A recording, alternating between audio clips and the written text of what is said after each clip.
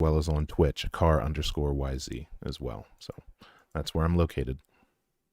I should start by saying you're one of the first people when I started saying that I wanted to start having more talks on let's say positive masculinity from the left who got really excited about that. I did, yeah. Which was inspiring. And I guess I wanted to just jump out of the gates and ask why. What about this appealed to you?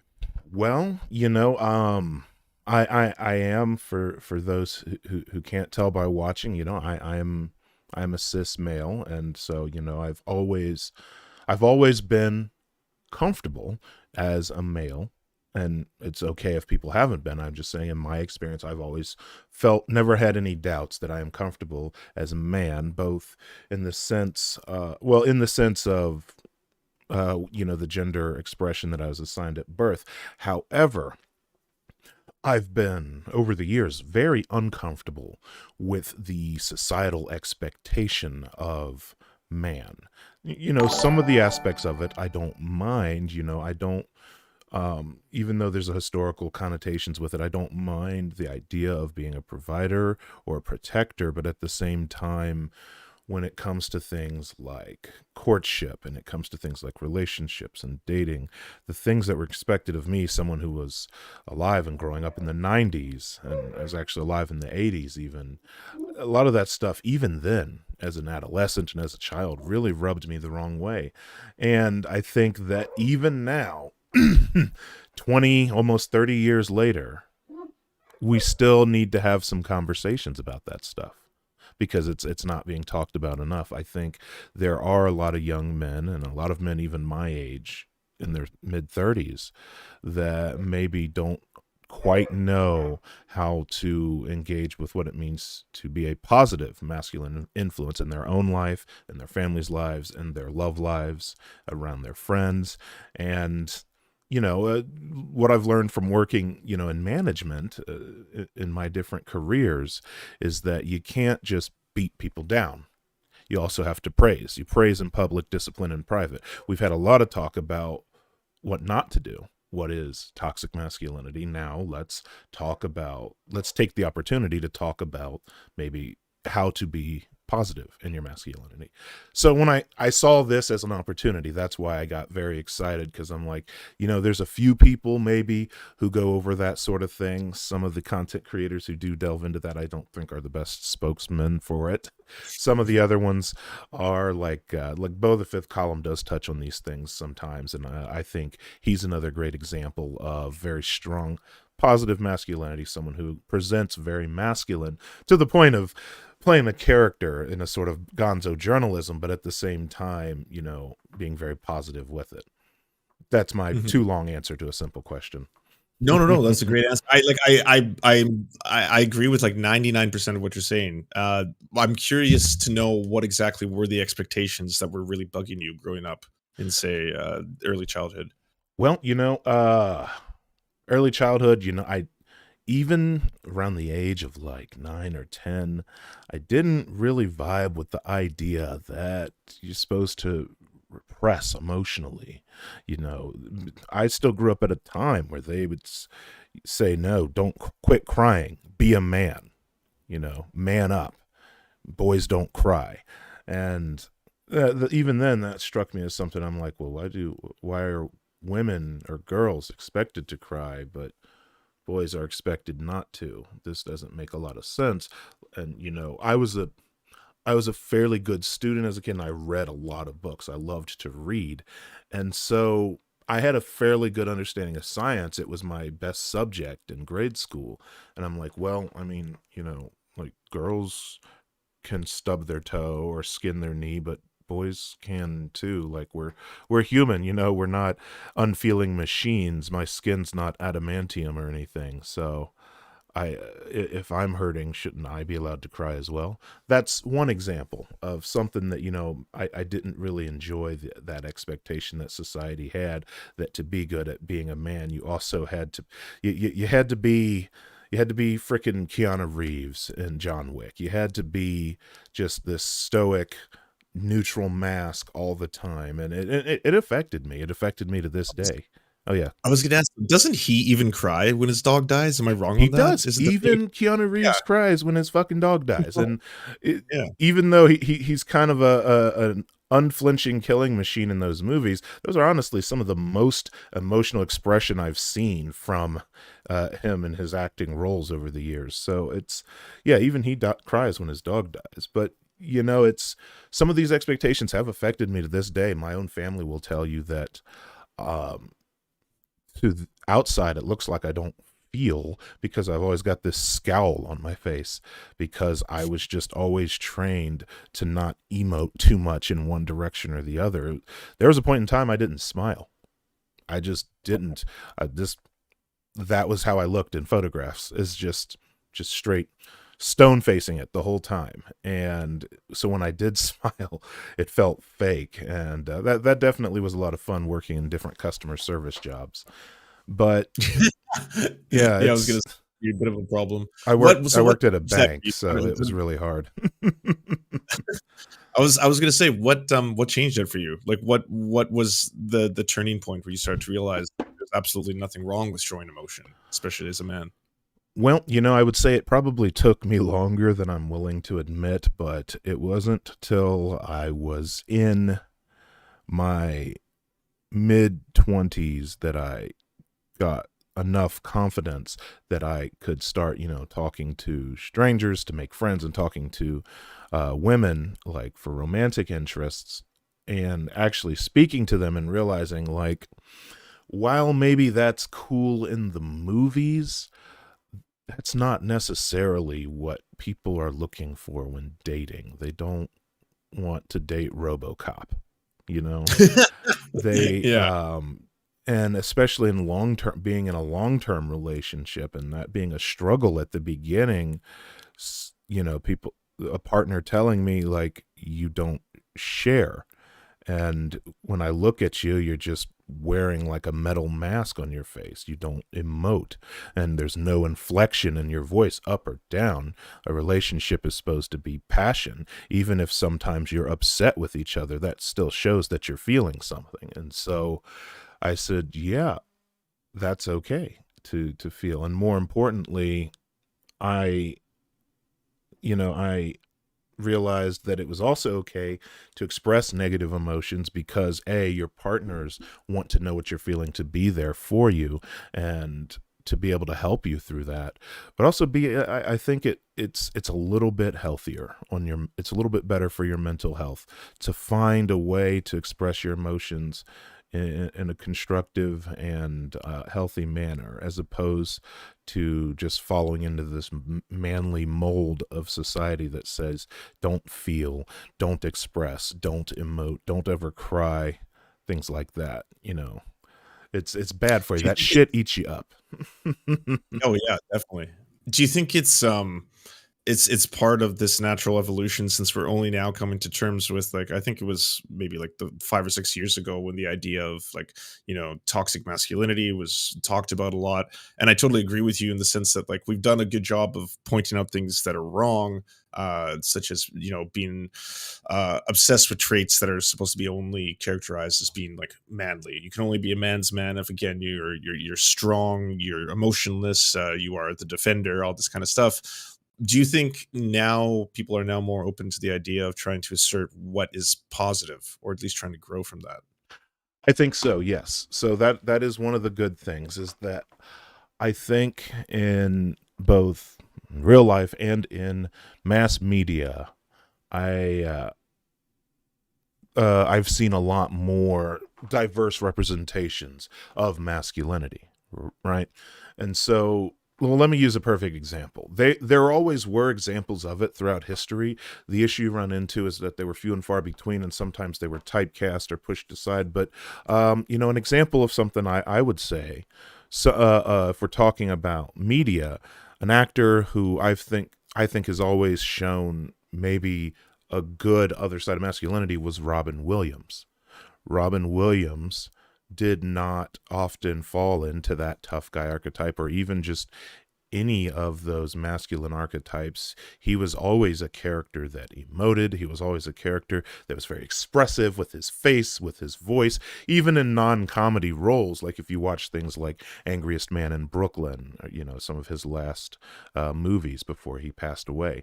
So in the real world, I think that there is a lot more room now that we've had some of those conversations about what is wrong with some of masculinity and how we've been using it over the years, what some of those toxic elements are. I think now that we've gotten that conversation out there, it's starting to click with a few people and saying, hey, some of these things like, maybe we don't celebrate being womanizers anymore.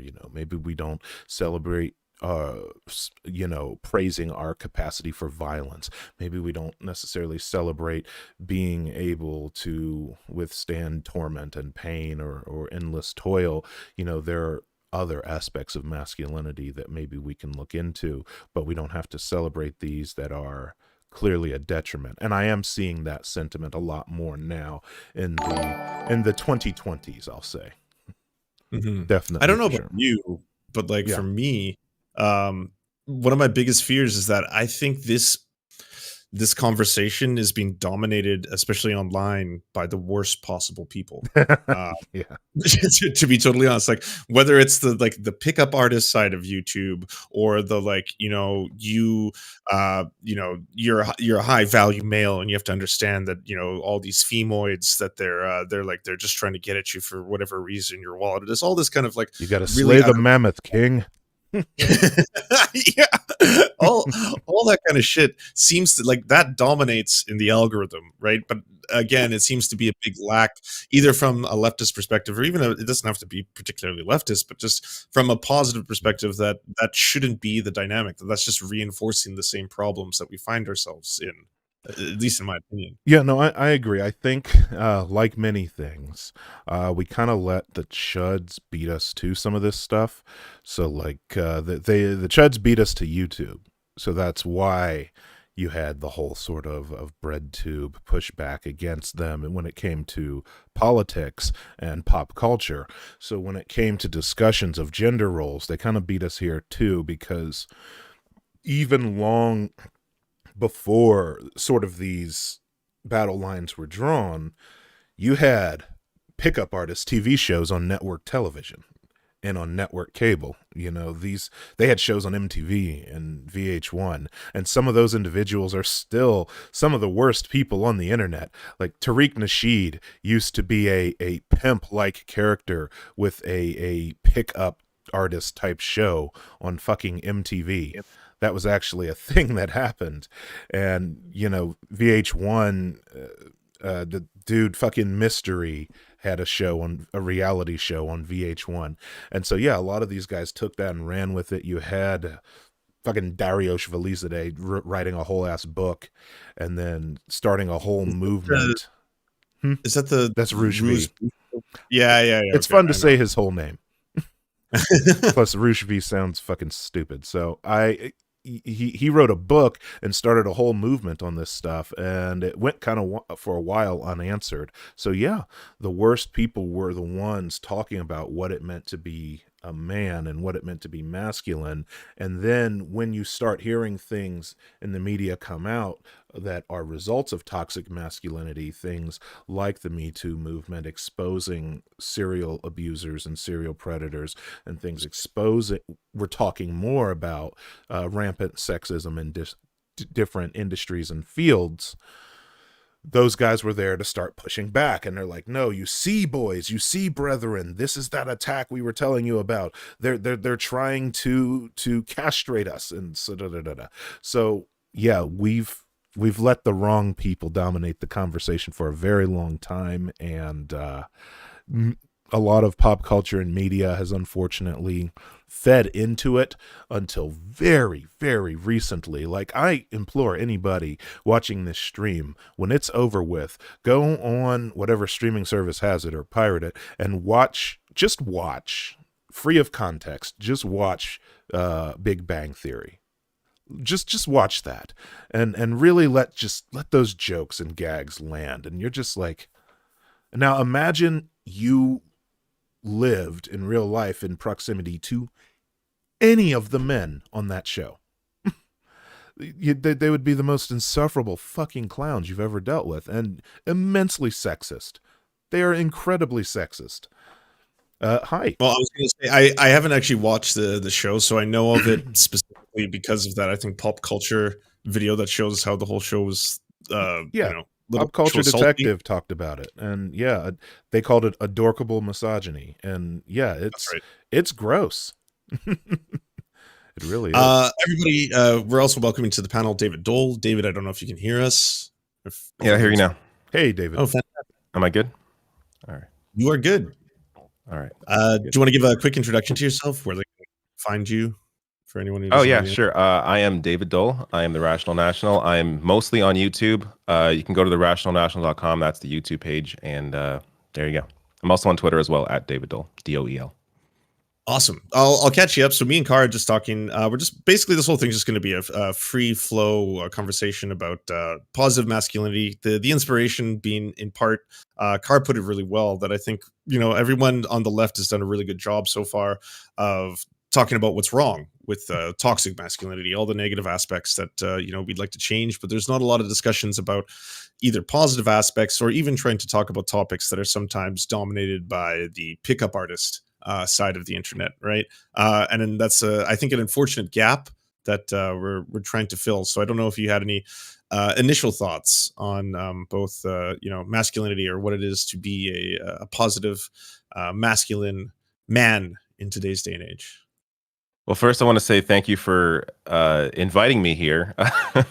I guess I'm a positive male figure. I don't know, but yeah, no, you're right. There really isn't, I don't know, any resource. I mean, I guess I recently saw Hassan did a podcast with, or does a podcast with Ethan Klein. I think they're trying to sort of fill that space and at least put something out there that's a little different than the usual pickup artist bullshit. But no, it's a major issue, and it ends up leading into other, far right wing sorts of politics, and I see it in my own family. Like, I have a cousin who I did not think he would be, going down this path, but he's sending me some disgusting, horrible garbage.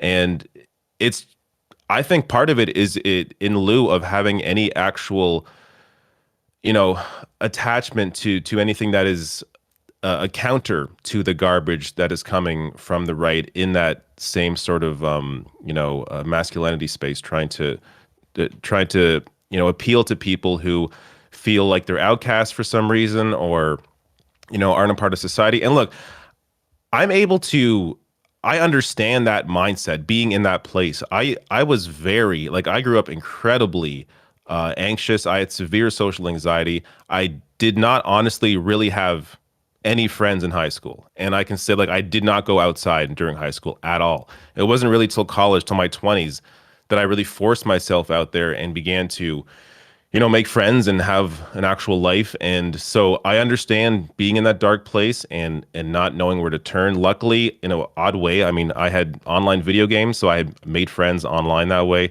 And luckily, it was a positive experience. I wasn't friends with anyone who was terrible. So, but I could have. I could have fell down the wrong hole just based on how I was isolated, how I felt, how lonely it was. And we have to be able to understand that, we need to be able to appeal to people in that space, because a lot of it is just getting into the wrong hole and falling down that hole and not being able to get out of it, because now you feel camaraderie. I can't even get the word out. Camaraderie, yeah, camaraderie with people in that space. And then once you feel like you have now you now have an identity and you have friends, and it's now even tougher to get those people out of that. And we're seeing a lot of that. And as I said, that leads to violence and even worse. So it's important to fill that space. And honestly, I don't know really, I'm not sure how we can really do that, because the one of the biggest issues is just the reactionary content. Like, a lot of this stuff, for people that fall into it, it's really easy to get into. And whereas, the place that we're coming from, you have to be willing to think and analyze and really be open and honest with how you act and how you treat people. And it can be tough to be that way if you already feel like life has dealt you, a bad hand, and you don't want to be open. You don't want to be willing to maybe reassess yourself and your own issues.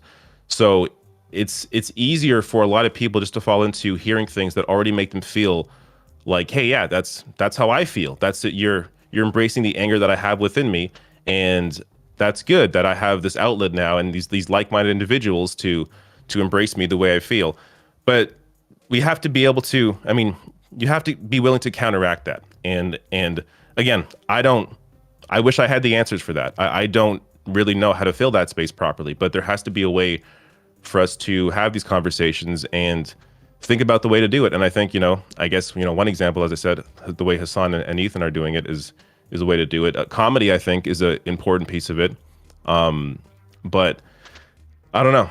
I would say that they're on the right track. I think that the only real way to make that proper inroad, and this is just coming from my experience, because at least unlike a lot of people I talk to, doing the content creator thing, I have a background in athletics. I played football in college, and I played football, and I did wrestling in high school and college, and so came up around a lot of toxic masculinity and a lot of just over the top performative masculinity at that.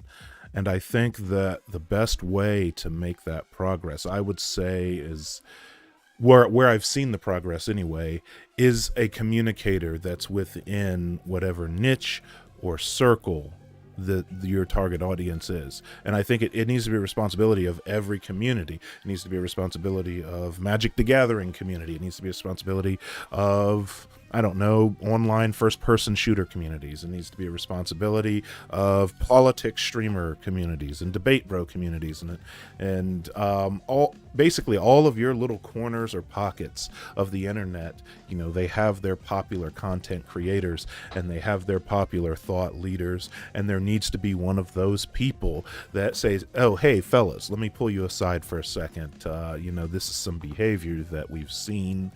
Let's rethink this. This is why this can be damaging. This is why this can be toxic. This is why this can be bad for you, as well as potentially women in our circle, or just everyone in our circle. We're trying to make this circle a better place." Whatever that community is, and the best way to get that across is to have a communicator within that community, because I can speak to the specific experiences of toxic masculinity on how it applies to black men and the specifics of what black masculinity means, and how we engage with that, because there's a lot of messy stuff tied up with that.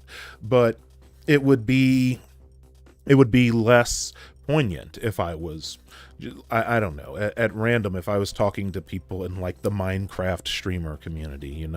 We're talking about a community that's probably largely Caucasian, probably mostly in their mid to late teens, if not younger, and that's just something that they're not going to look at this and feel that I'm engaging with. So each of those communities, they need to have those communicators. That's my thought. It sounds like both of you, one of the big things I'm hearing just out of the gates is that there has to be more conversation about being comfortable, maybe with just being open about emotion and that kind of stuff. Also, I guess that plays into maybe in this modern age of being super online, is there spaces for men to feel safe expressing themselves, especially to their friends? Like, I'm not, like you just mentioned, Carr, I'm not the Zoomer whisperer, so I can't really speak to like really young generations, but it's one of those things that I wonder, is it getting better? Are people now, when I was in high school, I was in a similar thing, right? If you showed emotion, they would say that you were either being feminine, or that you were like being gay, or any of the other insults that they throw out in high school, that kind of stuff. But if that is not improving, that would also be something that I think people should talk about or bring up. And that, like, I think it would do a lot of good if people were capable of opening up to their friends, and I mean their male friends, the same way that other groups are already really in tune with this. Yeah, I'd agree. I'd say that, well, I'm here, and I generally have no issue talking about myself or my background because I actually think I've grown a great deal in the person. I tell people all the time, it's good that people who like me on YouTube and stuff, I'm like, it's good that you didn't know me in my early 20s because I was a terrible, terrible person to be around. And so, perfect example, like I used to openly use homophobic slurs while I was sitting on Ventrilo, playing games like shooters and playing World of Warcraft with my online buddies. I was part of an online gaming community of people that I've known for 10 years or more now. But back then we were all fairly young and playing World of Warcraft, and we're all fairly edgy. And, it was as simple as one of them pulling me aside and he says, hey, I don't know if you knew this, but so-and-so's gay. And, it always makes them really uncomfortable when you say those things, just maybe Wow. say something else. And ever since then, I'm just like, yeah, these are terms that are hurtful. If I'm shouting them at my perceived enemy on the other side of the video game, it's probably not okay for someone to hear it here. So that's as something that simple is what it took for me to sort of gain a lesson from it. So imagine somebody with a platform in their respective communities, be it the Warhammer 40K community, or be it, even non-gaming communities like bicycling communities or dog owner communities or whatever it is, whatever kind of platform a content creator could have, since we're talking about online spaces. If they can take that aside and say, hey, have you thought about the language you're using? Have you thought about how you convey aggression with the things that you say? Or have you thought about, performative insensitivity and calling people sensitive when they're showing emotion and things like that, and engaging with emotions in a, positive way?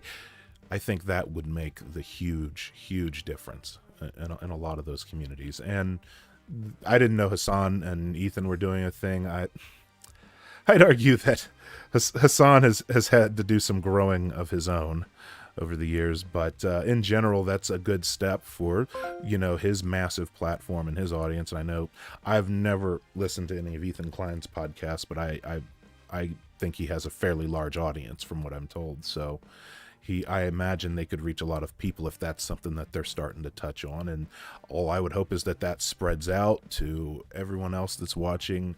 They can reach out to their platforms and do the same thing. Yeah, I It think sounds having like people he's saying within. in general. Sorry. Sorry, go ahead.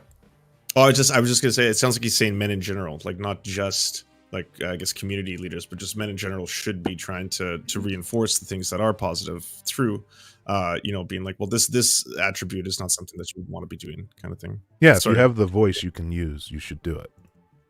Yeah, I think the biggest impact you can have is people within your own community. Like as you were saying, people you play games with, that kind of thing. Like that's, if you take somebody aside that acts that way and they respect you and they know you, that person's more likely to listen to you than a random video you send them.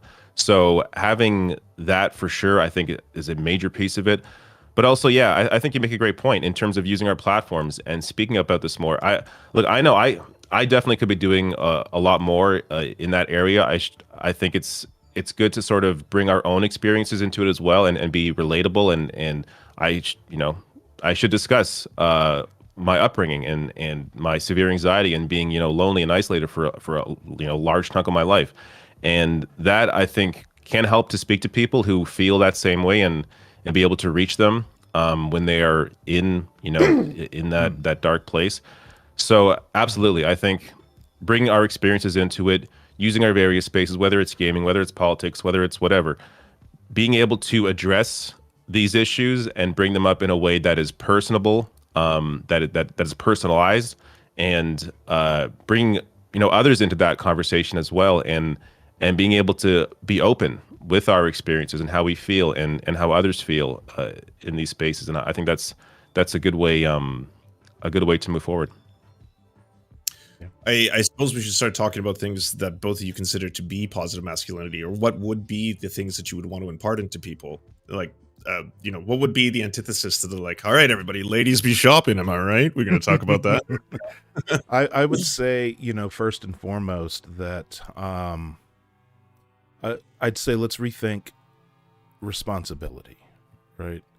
A lot of your chuds and the people on the right talk about personal responsibility, but I think a sense, when I say responsibility, is something that a man should appreciate and that a man should strive towards. I'm talking about community responsibility. I'm talking about your responsibility in your community, your responsibility in your family, your responsibility as a global citizen, your responsibility in the world. Whatever. And the reason I want that to be part of the conversation is this responsibility extends to the workplace. Maybe you're not in a position of power in the workplace, but you have peers, you have people who work with you. And could that responsibility extend to improving those working conditions for everyone? Are you, as a man, someone that other people there will listen to? More so than maybe somebody else there, right? Can you use your masculinity for good, for the responsibly for the good of the people around you, right? So when I say responsibility for family, I want people to rethink what their goals are in their life. If you're somebody who wants a family, part of that should be a total sense of responsibility for your loved ones, for your romantic partners. Being a man is not just coming home and throwing your coat on the couch and expecting a martini to be brought to you and things like that. It's not that I'm the man, I earn the wage, and I do what I want. Rethink the idea that every man's home is his own little fiefdom or his own little kingdom over which he's an authoritarian monarch. Think of your family as a cohesive unit, as a whole, and think about how the people in your family look up to you as whatever male unit you are in that family, and how you can make their lives better, spiritually, mentally, physically, financially, whatever it may be, and take that responsibility just beyond what ancient fucking pre-assigned gender roles have taught you initially. That's something I would say if I wanted to counter a lot of the negative stuff we talk about masculinity, is I think a sense of responsibility for our families, for our communities, for our workplaces would definitely go a long distance towards improving things in general. That's my thought. I don't know if that made sense. I think that's good. I think that's spot on. I mean, for me, I've always viewed masculinity as you being confident in your ability to assert your values, and the assumption being there, for me anyways, that those values are standing up for human rights, for equal rights, caring about others, caring about equality, and caring about wanting to better the world, better society for everyone. And if you stand up and assert yourself in those moments, and also when, like, especially if, as you mentioned, if you have power in the workplace, in your family, whatever it is, and you have the ability to assert those values and fight for what you believe in, then to me, the masculine thing to do is to stand up and do that. Don't be afraid about what people in your workplace may say about you, or what this family member, may react to. What if you know you are correct in your positions in terms of standing up for those that need support, standing up for equal rights, human rights, standing up for a better world, then you should be unafraid to assert yourself in those moments and stand up for your values. And to me, that's masculinity. Masculinity isn't treating people like garbage, isn't treating people like, like you want to use them for however way you want to benefit, your own personal life in that moment.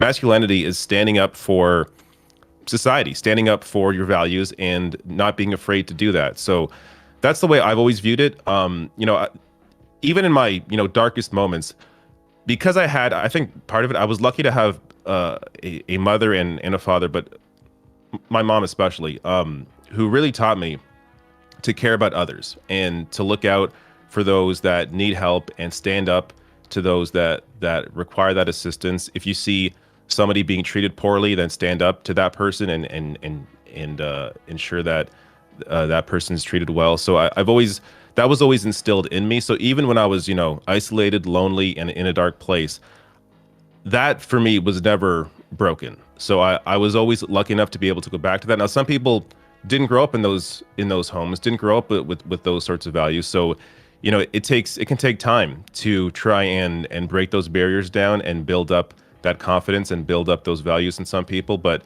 um, it's important to be able to assert yourself and have a moral center in terms of what you fight for, what you believe in, and be unafraid to fight for that. Absolutely.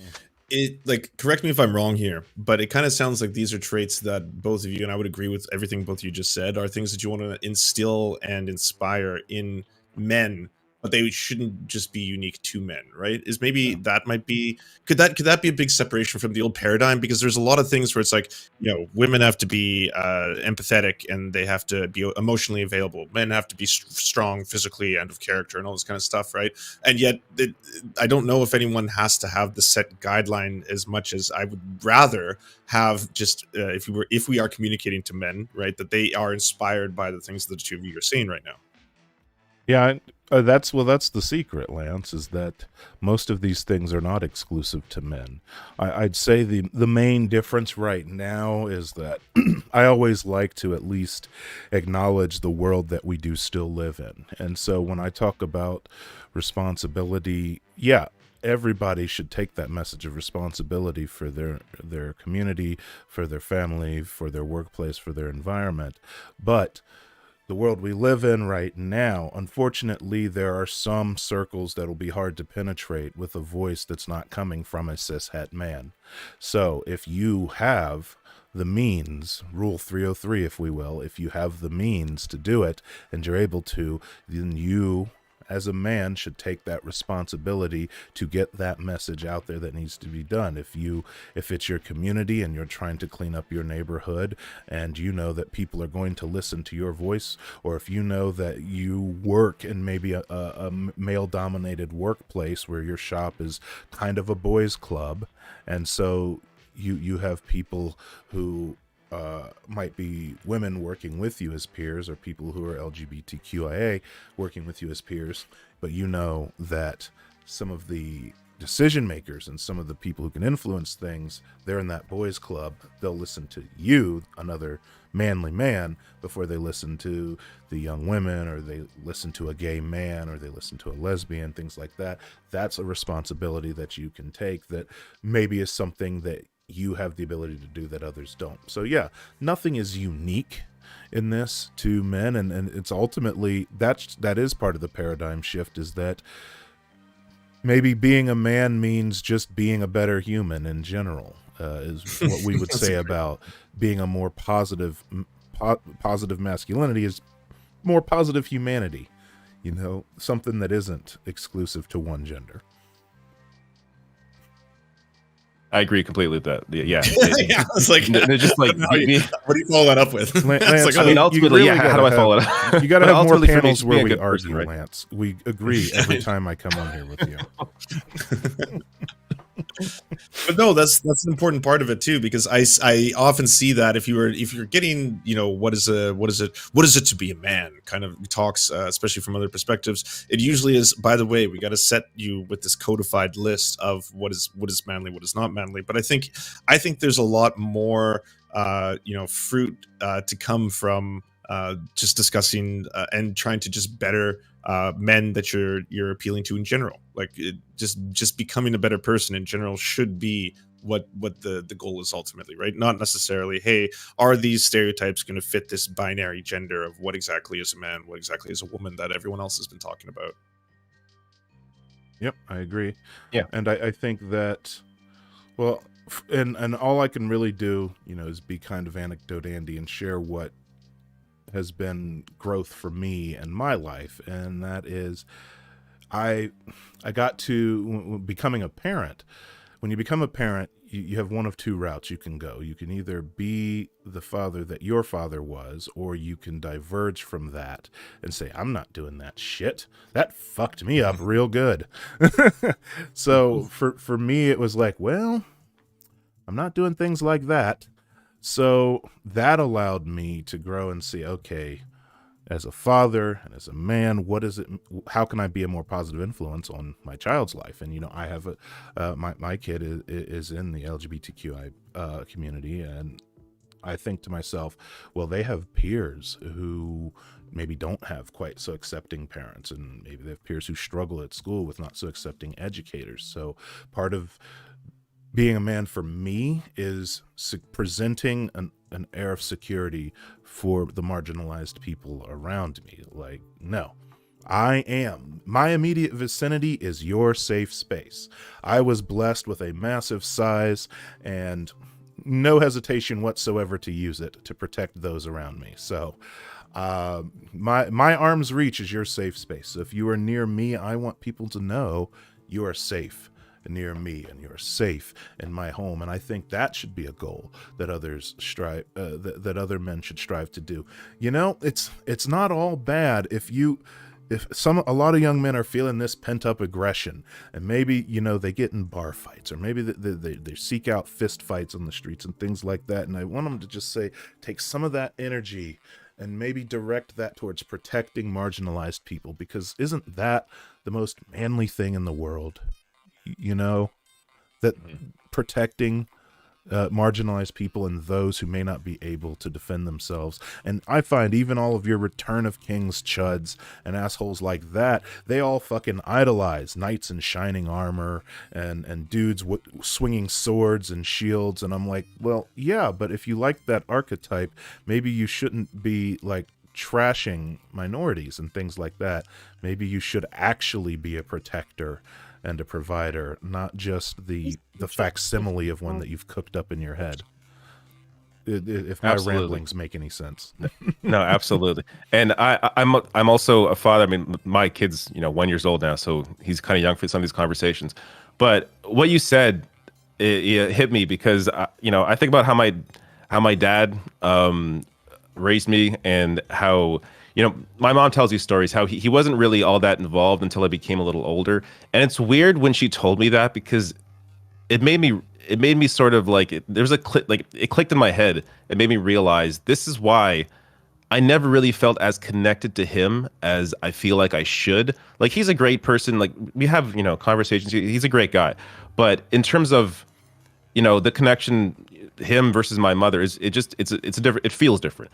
And so I've now learned, like, I'm very involved in my child's life. I'm playing with him constantly. I'm kissing him. I'm telling him I love him. I hug him. Like, I'm ensuring that I right those wrongs that I think my father made.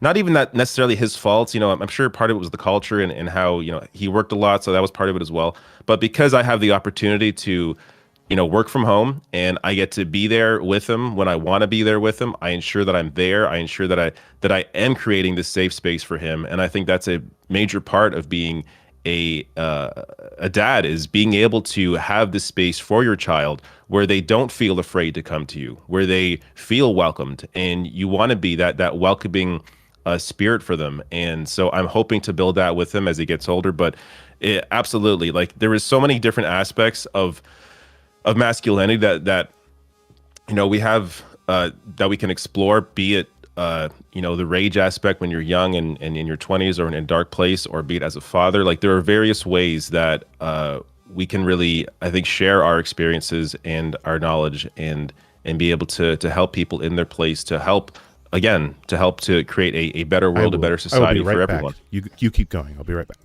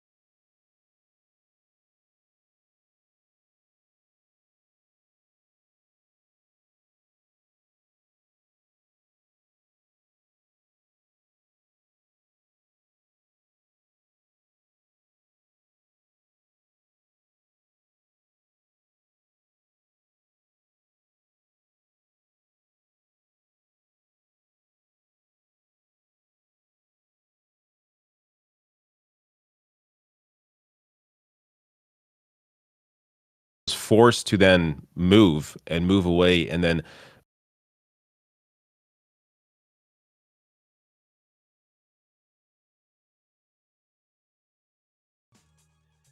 that's part of growing up. But I had to go through that to be able to gain confidence and, discover who I am and be comfortable with that. And to be honest, I'm still growing and I'm still learning. And every day, like, I'm not going to pretend I'm like a perfect person and nothing's, I'm a great guy and nothing's going to change now. Like, there's still a lot of learning to do. There's still a lot of growing to do. And a part of that is just putting yourself out there. And I don't know, being honest with who you are, and don't try to be somebody else, but at the same time, don't be afraid of improving who you are. Like, I think there's sort of this mentality out there where, you're told, oh, a girl's going to like you if you just if you are who you are, and they'll see you for you. Well, that's true if you're a good person. But if you're not a good person, then you should work on improving yourself and be able to assess that, hey, maybe I'm kind of an asshole. Maybe I should approach this a little differently. Maybe, being myself isn't really myself. It's more being what my anxieties and my fears and my depression is, and I'm not really being who I actually am. So it's important to be able to find personal growth before you really find a relationship that you can be committed to.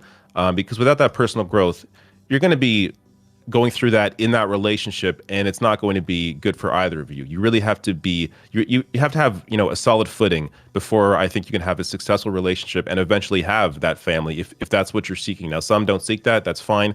But if you are seeking that, it's important to be able to work on yourself, assess who you are, and have that personal growth before you can really have a successful relationship. Absolutely. Yeah, I totally agree with you. What was it about the college experience that helped with your social anxiety, for anyone else who might have social anxiety and is looking for a way to help with it? I mean, you're just forced to interact with people, right? Like, that was sort of it. I couldn't run home, and I couldn't.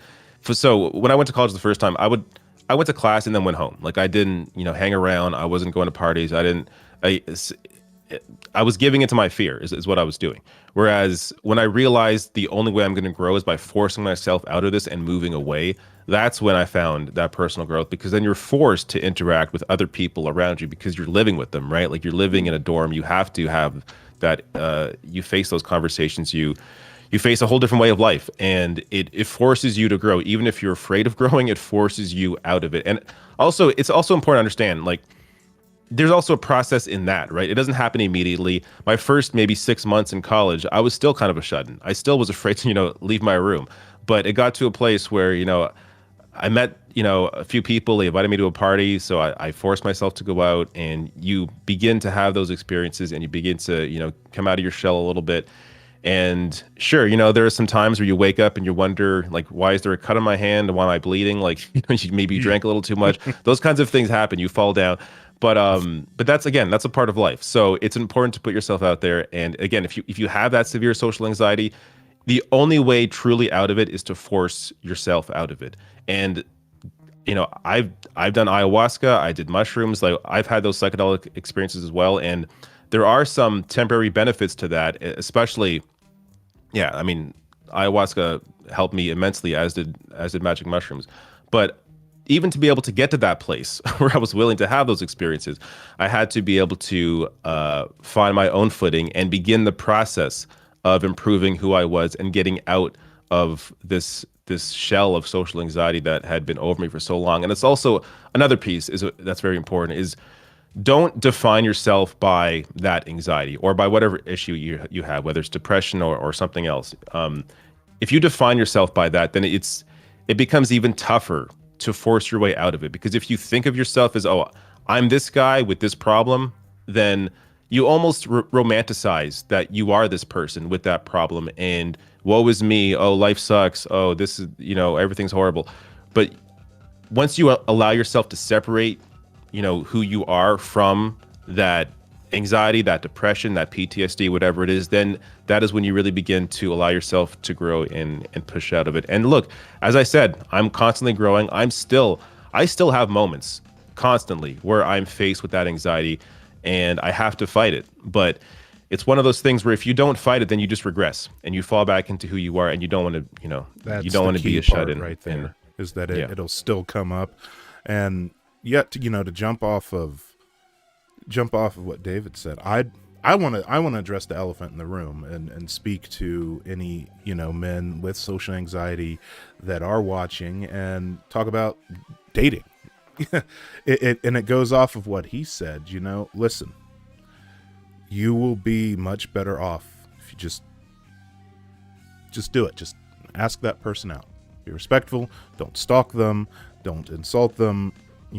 And just politely accept a rejection if it comes. Your fear of the hurt of it hurts more than the actual hurt of the rejection. Take it from me. I've been there, right? I lived it for a very long time, and I was a miserable, lonely git. And more importantly, I was extremely socially awkward. Despite how much Lance tells me I'm very handsome, the fact of the matter is that at the time, I'm a 6'6" man. So I was just this hulking, awkward dude for a very long time who was into death metal and MMORPGs. So it's a strange combination, and it's hard. And you're someone who's used to just sitting in his apartment playing WoW for 8 hours a day, going up to that person that maybe that chat that you had in the library aisle or whatever, or that person that you see, at the booth next to you when you get your coffee every day, and you two make eye contact or sometimes exchange good. Just ask. Trust me, you're better off if you do. And the reason I say that is, yeah, it's extremely anxiety inducing. I get that. But if you can lock yourself in to that loneliness and pity, like David said, and then that becomes a self-fulfilling cycle because it feeds off of itself. Whereas you will find, I shit you not, you will find that if you just get enough confidence, or even just fake having enough confidence to ask someone out, you will get dates. You will. You absolutely will. Is everyone going to say yes to you? No, they're not. People are going to say no. People are going to reject you. And that probably will also be an opportunity for you to interrogate yourself what you consider attractive or why you are pursuing the people that you are pursuing. That's a very, very deep soul searching that you have to do, and think about what your perceptions are of dating and romantic partners. But I think the whole thing with dating advice gets so muddied. You have guys writing whole books about where to stand and where to place your hands. No, How to it's nag, been how to nag. Oh no, it's select the hot Stacy to bring down the friend. And once you things start like that. overthinking it, then that doesn't help the situation. No, If as long as you are, don't overthink, where your hand placement is and all that stuff. And part of it for me as well, this at least helped when I was single, is just work out and be healthy. Like, try to eat healthy, try to work out, and even if it's not for the person you're pursuing, it helps your own confidence in that moment. And if you feel like you are a better version of yourself, then it helps to allow you to maybe break that barrier you need to break to be able to ask that person out, to be able to pursue those relationships. So again, constant growth, I think, is always a part of this as well. Yeah, and I think that and to go off of what he said, I would say that I think, even your fucking Jordan Peterson types would probably say broadly, taking care of yourself is manly. Like, you're supposed to take care of yourself. Now, what they won't tell you is, hey, maybe going to fucking therapy is taking care of yourself. If that's something that you need to do, taking your meds, seeking out a support system and your friends and family is part of taking care of yourself. So I'm telling you right now, if you want to be a man and be a positive man, take care of yourself, not just physically, but mentally as well, and emotionally. And part of doing that means, if you need therapy, get therapy. If you find little ways, and it doesn't have to be drastic or huge, it's more even just a little bit of sustained effort to take care of yourself from a dietary or from a physical fitness standpoint, or mental health, or even an intellectual standpoint. Read that book, or read a new magazine that you haven't read before. Learn something new. Another great way to pick up people is to tell them something they didn't know before. That worked for me for a very long time because I'm a huge fucking nerd. And at one point in my life, I read probably 2 novels a week. So Wow. telling people opening a conversation with an interesting topic that somebody may not realize is another great way to break the ice. And it also, I think, learning is taking care of yourself as well, keeping your brain sharp. So sorry, Lance, Yeah. I've jumped on you twice. No, you're not jumping on me. This is all golden stuff. Like a lot of it is really important. I always tell the story if I'm talking about this stuff, either on a stream or something. That like I kind of grew up with the Disney-fied idea that like if you have a crush on someone or you like someone, you have to pursue them until the point that they like you back or that they realize that they like you, which is probably the worst fucking advice anyone can give to someone else because really, really damaging. Like you shouldn't be stalking people. That's essentially what it is, right? Like doing the thing where I like drop you poems on your desk or I write you notes and why won't she answer me or stuff like that. Like there's unrequited love or unrequited crushes or whatever it is. If it's not reciprocal, then it's your advice about get out there and get rejected, because that's probably like it sounds weird, but it is something genuine. Like you should get rejected. Like it's one of the scariest things in the world, and I was rejected so many times in high school, especially about anyone I ever had a crush on. But it's through that process that you learn right afterwards. Well, that's not the end of the world. This you isn't get better like at it with each you one. get better at it, right? You first of all, your anxiety is more resilient to it. First of all.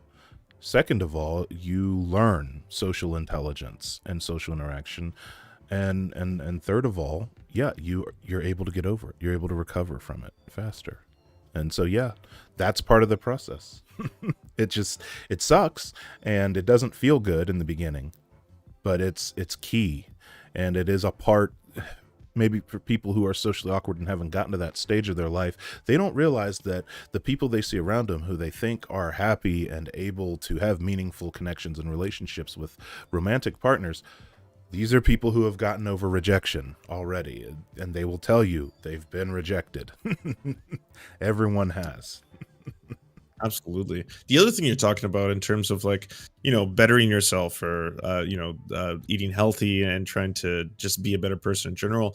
I think the problem being that like self-help gurus like Peterson or the others, they've kind of cornered that as if that seems to be part of their selling package, right? Like clean up your room is I don't which stage to life.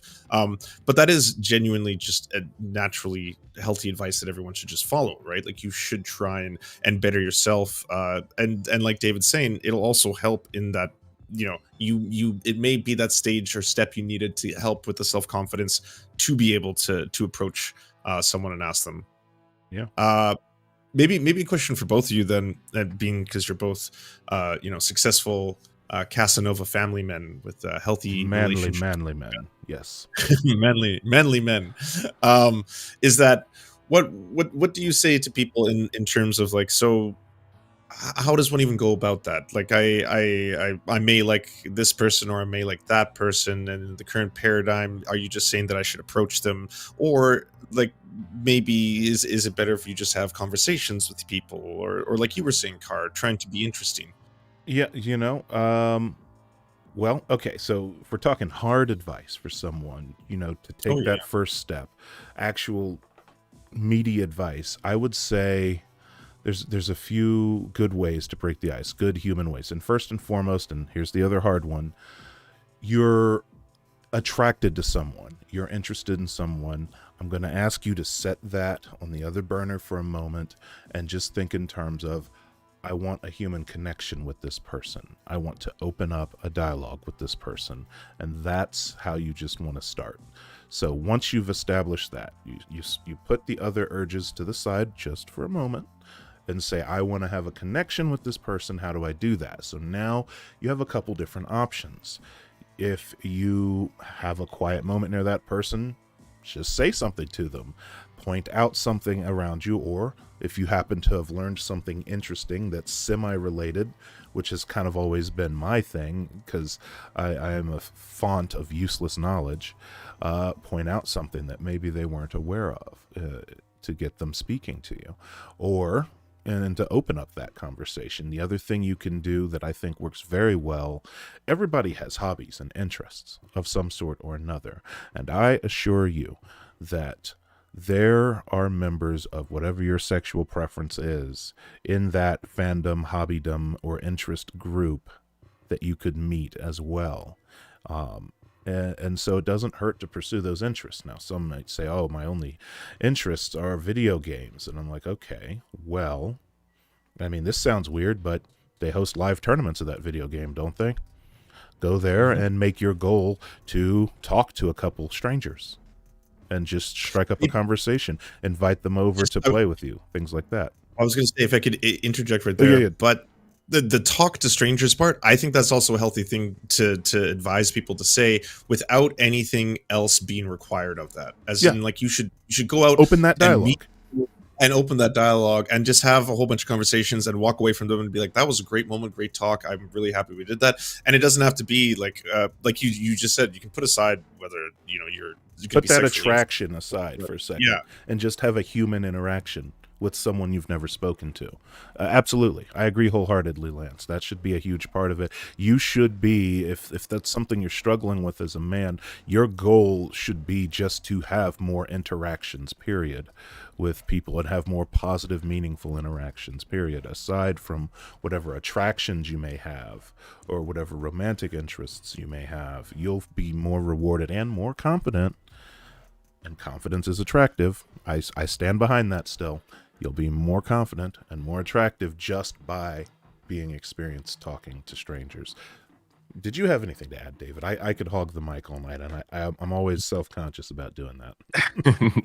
No, it's just, I mean, for me, most of, if not all, except for my current fiance, my relationships have largely come through friendships. Like, they were either in a friend circle, or I knew them beforehand, and it sort of just grew naturally. And, that is, it's something you can't really plan for. And it's honestly maybe the best way to get into a relationship, the most natural way for it to happen.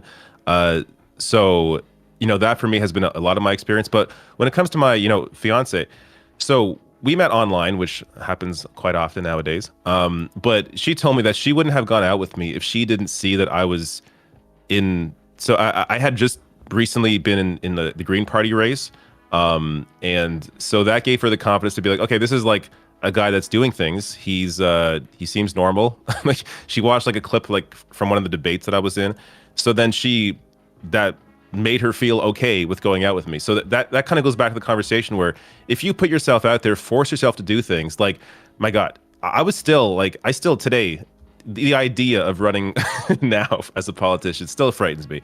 But it frightened me back then, like crazy. Like, I was very afraid of doing that, getting in, knocking door to door, like meeting new people all the time, being in debates. All of this terrified me, but I forced myself to do that, knowing, I wasn't going to win. Like, I wasn't in a place where the Green Party was going to win, but I did it for the experience. And unknowingly, out of that came, my fiance, my baby boy. Like, so you never really know where life's going to take you if you force yourself out into those situations. Pursue something that you want to do, even if you're afraid to do it. That has, for me, is a big piece of it, because for a lot of my life, there are things that I wanted to do that I just did not do because I was too afraid to do them, and simply because of the anxiety I was dealing with and all that. But once I forced myself, once I was able to finally separate myself from that identity of having that issue and force myself out into the world and do these things that I wanted to do, even though I was afraid of doing them, that's where life really, grew for me. And I began to actually enjoy life. And, for the longest time, I really hated being alive. And, it's weird to say that, but I was severely depressed for the longest time because of that depression and that anxiety. But when you force yourself out there and you force yourself to change and you better yourself, life's going to come out at you, and you're going to meet people that you never met before. You're going to have these amazing friendships, relationships. So a lot of it for me is you don't even necessarily have to plan for it. Like, if you just are out in the world, you're, doing what you enjoy doing, whether it's, maybe you're going to a gaming tournament, meeting people, maybe you're going to some other events, you're meeting people there. Whatever it is, if you put yourself out into the world, you will naturally form friendships and relationships that could blossom into something that you didn't plan to happen, but they happen naturally because you allowed yourself out into those situations. The one thing I want to add, because I think Kara had a really good point about go to an event like a con or whatever related to a field that you're interested in, is, and maybe this is a bit of an important topic that we haven't touched on yet, and if we're talking about positive masculinity, we should bring it up, is the idea of consent as well. Specifically when it comes to, like, I know there's a big problem with those kind of communities, say like whether it's Magic the Gathering or a Comic Con or something, being a difficult space for women to be in, because obviously there's a huge amount of toxic masculinity that goes to those spaces. People not taking Kara's advice, for example, and instead of just having regular human conversations, everything starts to be about like, oh, this is someone that everyone is suddenly like super attracted to or going to harass or things like that. What aspect would the two of you add to, I think, the current dynamic of like focusing the conversation around that idea about consent, about people understanding boundaries, about being able to be either approach or approachable in those environments when there's already so much like toxic masculinity that may dominate the worst aspects of it? Well, I would say, and I can even engage with it in some older, more hypermasculine language. I tell people, look, if you're a man, you're going to be a man. Men are not scoundrels or scumbags or dirtbags. Men are respectful, right? And men respect consent. So punks are people who don't respect consent, and you don't want to be a punk, you want to be a man. So when you go to these spaces, these spaces do have a lot of struggles with. I go to a lot of cons, and I used to even work at a lot of them as security. So I've worked Comic-Con, WonderCon, Kamikaze Con, Ohio Con, Anime Con. I've worked the biggest conventions in Los Angeles, several. I've been to tons of them. Star Wars Con, D23, that's the Disney Con. And the issue that you see there is a lot of, sadly, men maybe not necessarily behaving the way that they should. So the best thing that I would tell men, if they're going to take my advice, is to first and foremost have that respect for consent and have that understanding of consent. And there's plenty of people out there talking about consent, that it's not hard to get the message right. You might just have to recondition yourself a little bit versus what you were taught. That was something that I definitely learned at a younger age. But and when we started this call, I talked about how I didn't care for some of the less positive expectations that were put in the masculine role. Like, when I was growing up, you were supposed to be able to spit game. You were supposed to be able to spit game. You're supposed to be able to say the right words to pick up people. They're like, well, you didn't get her number. You don't know you don't have game. You didn't spit the right game. And What is the Konami code that makes you able to pick people? Right? I'm like, I'm like, this is a person, right? Like, is there a series of words that's a combination that unlocks their romantic interest? Like, I don't think humans work that way, or they shouldn't.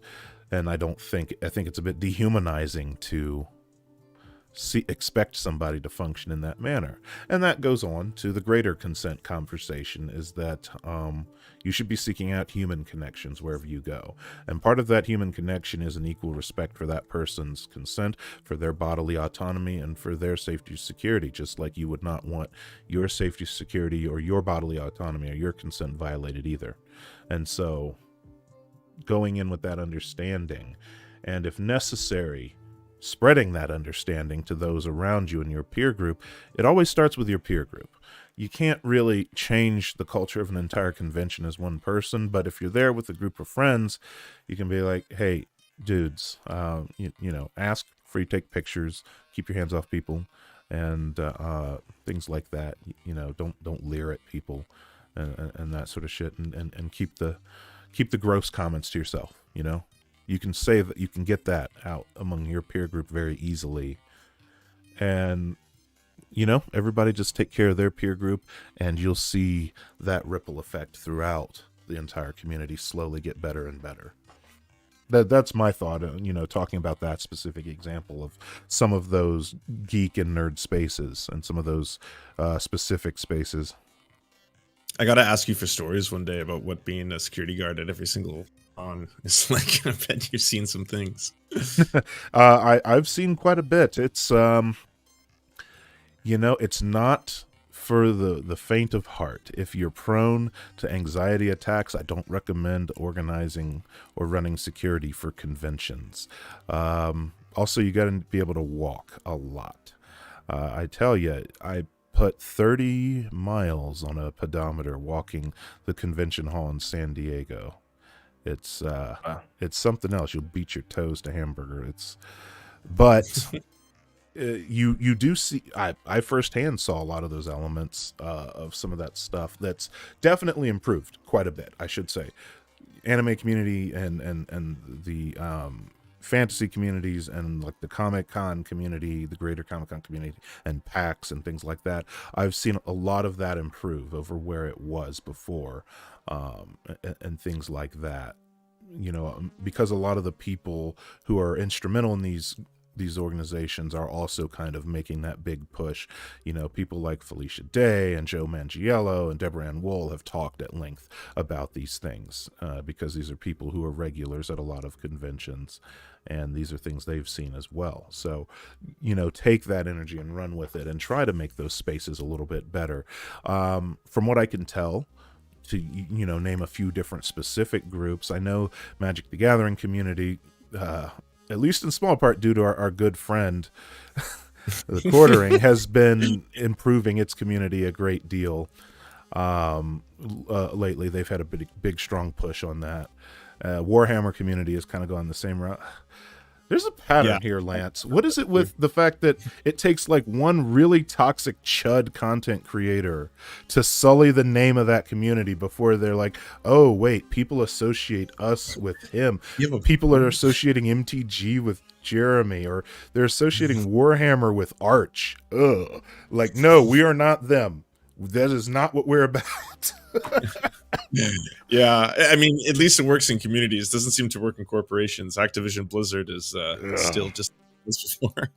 I need to jump on the grenade. I need to become like a super Overwatch stan and just become super toxic so that Blizzard finally writes their path. So that'll be my new channel, everybody. Just shouting slurs over Overwatch chat. It wasn't Bobby Kotick. It was Carr who took them all down. Maybe David, like you've been really candid with your own personal struggle. I would say that more than anything, maybe people would probably benefit a lot from hearing. Is there, like, when you're going through those kind of things? I know part of, like, toxic masculinity is that men shouldn't be open or talk about their feelings or emotions or stuff like that, right? Is there particular social, like, groups or networks or safety networks that helped you with all that? Because I know maybe people listening to this are probably going to hear some of it for the first time, but, like, where else could you turn if you don't have, say, like, a friend that you can open up to? Yeah, honestly, that's a good question. I didn't really have that kind of community. I looked it up. I think there's. I do remember looking up like a social anxiety disorder community that did exist, but I never really went to it. Luckily, I had some therapy, so I was able to go through a cognitive behavioral therapy. But even that, like, it was really early. That was like when I was 17, so it was really early in my development through this. So even that, like, after about a month, I didn't go anymore because it was too much for me. Like, he began to challenge me more and wanted me to do things that I didn't want to do yet. So I was like, all right, I'm out. So, like, that's the other thing is, if you push somebody too quickly, it's a very delicate balance. Like, you really can't force people out of a situation like this. This is actually what I would tell anybody who's a parent or maybe, a brother, sister is like this. You can't really force them into situations that you think will make them better, because it's only going to make it worse. And, my parents tried to do that. They tried to force me into situations, and it made me want to fight back more, because I just was not personally ready yet to get out of this, get out of that hole I was in. So a part of it is being there if somebody needs you, like letting them know that, hey, I'm here for you. If you know anyone like this, just let them know that you're there for them. If they need you, if they want to talk, just being able to have that open dialogue, I think means a lot. For me, I found a lot of that just through online gaming. I played a lot of SOCOM back in the day, so I had like a little community Hey, on that's on the good shit right there. yeah. Hell yeah. SOCOM 1 and 2. So I was big into that. So that's honestly where a lot of my growth began, is making friendships online through that. And then, eventually having real friends, or not they weren't real friends, but like, real life in-person friends. But so it for me, that was kind of my support community. But I'm sure I'm sure there's better, resources now for people that are going through this. But it's also important to ensure it's not like an incel community, right? Like that's why, I look at this stuff now and I think back, God, if incel, was a thing back when I was going through this, would I have fell into that? Like, I think about that sometimes, because it can be really easy to fall into a hole like that, where you have these like-minded individuals but then ultimately, you're going down this horrible path where you're not going to get out of the issues that you're going through, and instead it's going to drive you deeper down into a hole. So it's definitely, it's about having people in your life, family, friends if you have them, that are able to be there for you. And look, if you don't have that, reach out to somebody. Like, even if you're afraid to approach a parent, a cousin, a brother, a sister, that person more than likely is going to be there for you. If you're at least willing, if you're in the place where you even thought of that person, hey, maybe if I talk to this person, they'll help me, then in all likelihood, they will. So it's important to at least be willing to reach out to somebody in your life, and talk to them. And if you don't have that, again, in lieu of that, there's communities online. Just ensure they're not, any community that's going to make the situation, even worse. I've thought that too. Not the incel thing, just not even specifically, just like any online radical group. If, like, when I was young and it wasn't dial-up modems and the difficulty getting on the internet, there's, like, I had the opposite of you. I had like a lot of social like friends IRL, and then regressed into later on in high school just playing video games until I didn't have real life friends anymore, kind of thing. The opposite direction. But that's a really good point, in that if you can find, like, would both of you say that translates the especially for, I don't know, Kara, if you have experience with social anxiety, but does that translate for someone who doesn't, like, there's a lot of people who just can't leave the home, and now with the pandemic and everything, that's an extra thing. So does that help bridge that initial gap, like the ability to socialize in an online space before moving into an IRL space, or vice versa? Or do you think it can be different? Yeah, absolutely. I think that a lot of the stuff I've talked about can be carried over online, because there's plenty of room for people to improve with how they interact online and how they interact with masculinity online. If anything, the online is a lot more concentrated in its toxic circles. So first and foremost, getting people out of some of those toxic circles, getting them away from the pickup community, get them away from the MRAs and the red pills and the black pills, and getting them away from all that shit. And then saying, okay, we can improve your online interaction now, especially if that online interaction is all that you have available to you at the moment, right? And the earlier reference, your question, I would like to say right now, especially given the nature of the jobs that I work, I don't really struggle with social anxiety too much. I majored in communications and went into broadcasting, so public speaking was kind of a natural to begin with. But at one point, I did used to struggle with it, but I think I kind of got numb to a lot of the worst of it, because I stick out like such a sore thumb to begin with, being 6'6" and 300 plus pounds, this massive black man in Ohio. You don't blend in pretty much anywhere, so you're always a sore thumb. So I just learned to roll with it and be like, yeah, tolerate me and my big blackness. You're gonna have to deal with it, because I'm not going anywhere.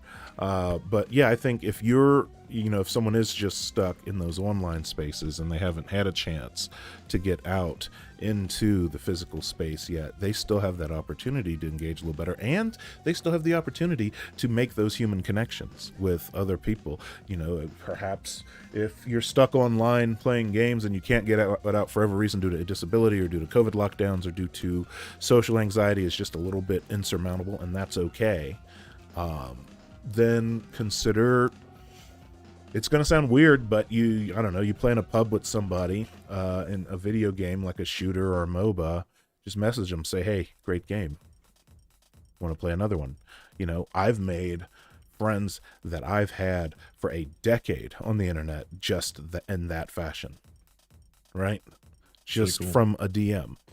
So it's very doable. I've met my partner on the internet. So it is very, very doable, and I think that you'll still have that opportunity to make those human connections first and foremost.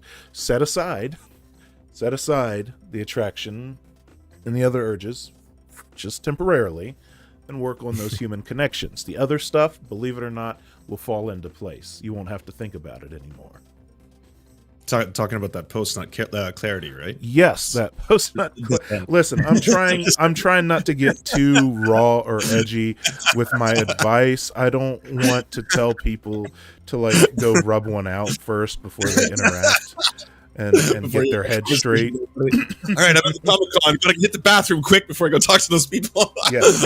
I don't want to go that far because that's not really what would be considered great advice. But I will say, at least divorce yourself from that attraction element for a little bit, and you'll find the human interactions are a little easier, and the other stuff gets a little bit easier too. Yeah, I totally agree. Honestly, I had no idea how this conversation was going to go, and I have adored every second of it. It felt a little bit like therapy in some ways. I think it was wholesome, cozy, and necessary. And I think if y'all are interested, I want to start doing it on a regular basis. It's very nice. Call it something like the Manel or something, the Man Panel.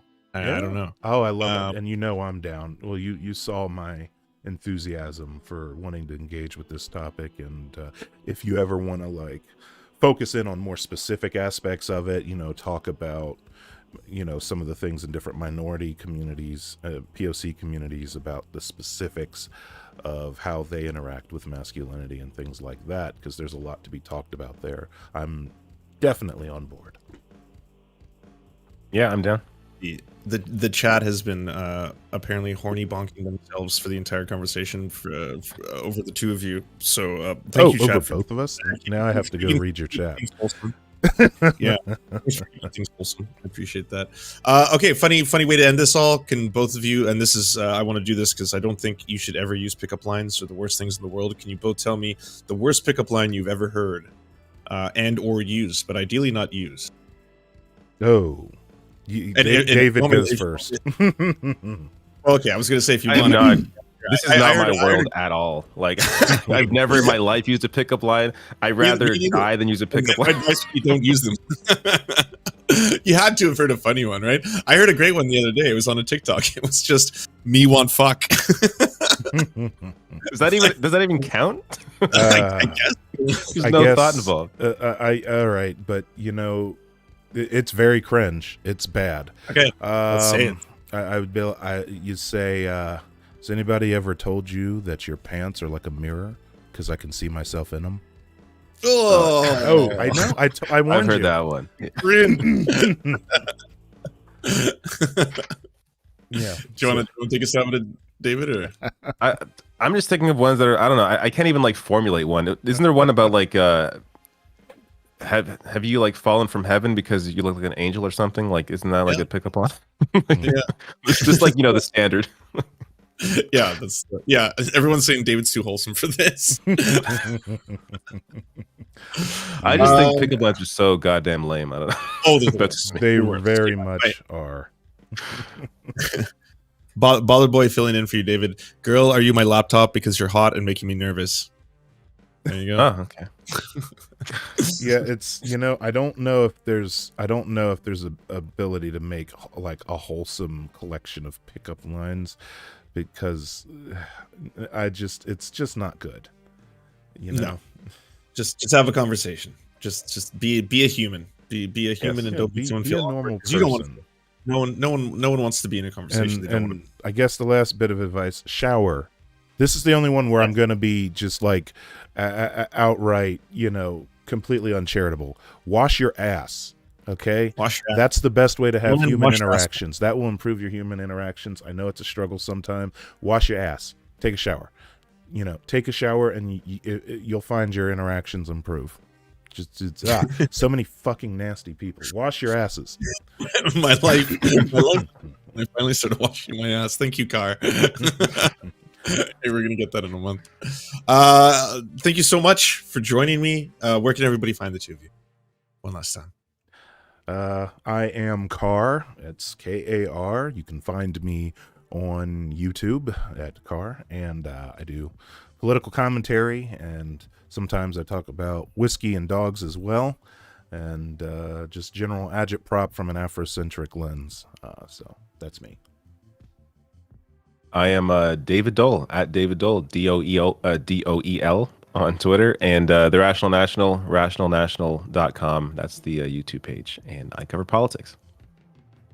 Thank you so much for joining me and for being positive men.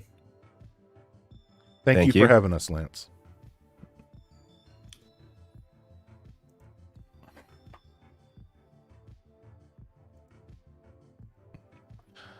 All right, y'all. Hey, that was a great stream, right? I think that was a very good stream. I'm gonna have to look back at Lance's chat, because he said the chat was getting horny for the car, and I appreciate all of that. I am here for it, y'all. I am here for it. All right, we're gonna take a quick breather real quick, and then we'll see if we'll keep the stream going or not. So just bear with me, y'all.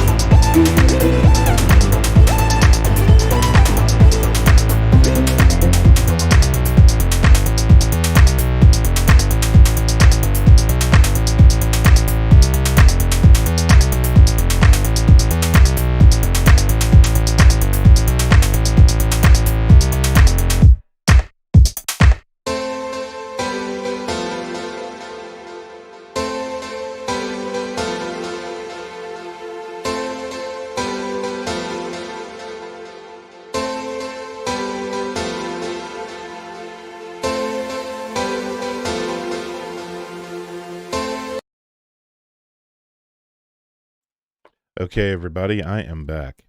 That was a lot of fun, wasn't it? I thought so. I thought that was a lot of fun. Get my back song in here. Here's the supercut. Loop. Done. Alright. Properties.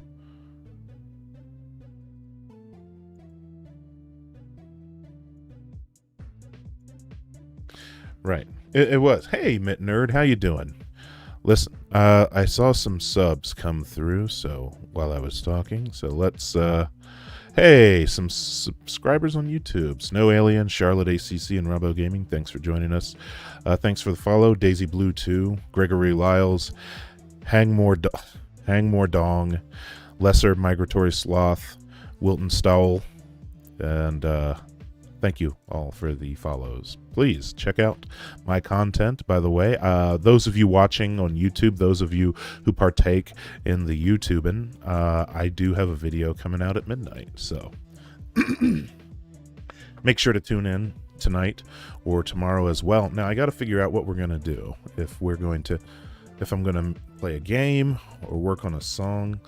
I like to work on songs, but usually I wind up losing a bunch of viewers. People don't really ever stick around for that. So feel free to shout out in the chat what you would like me to do. Otherwise, I might just wind up playing a MOBA and chatting with chat about the news and whatnot. Alan Stamey, the second, being security for a con is a great way to interact and experience the fandom. It's actually, you learn so much about the fandom being at the con because you just see everybody coming in. You see them all in their wonderful costumes and cosplays. You kind of just get a great feel for the energy of it. You also get a feel for which fandoms are easier to deal with than others. Let me tell you something about con fandoms. Anime fandoms used to be some of the worst ones to deal with. They had a lot of issues. They've gotten better over the years. People aren't glomping anymore or cracking people's spines with yaoi paddles anymore, but anime has had its issues, let me tell you. Hey everybody, make sure you can take a moment to open up a new tab and go to Twitch and give MittNerd36 or just MittNerd, give MittNerd a follow on Twitch. Make sure you do that. MittNerd is an excellent musician and general good people, and I think MittNerd has joined me in Shared Records, our little artist collective, which is where you can find some of the songs you're listening to right now. Shared Records. I have got to get some chat mods to start dropping these links for me. Let's see here.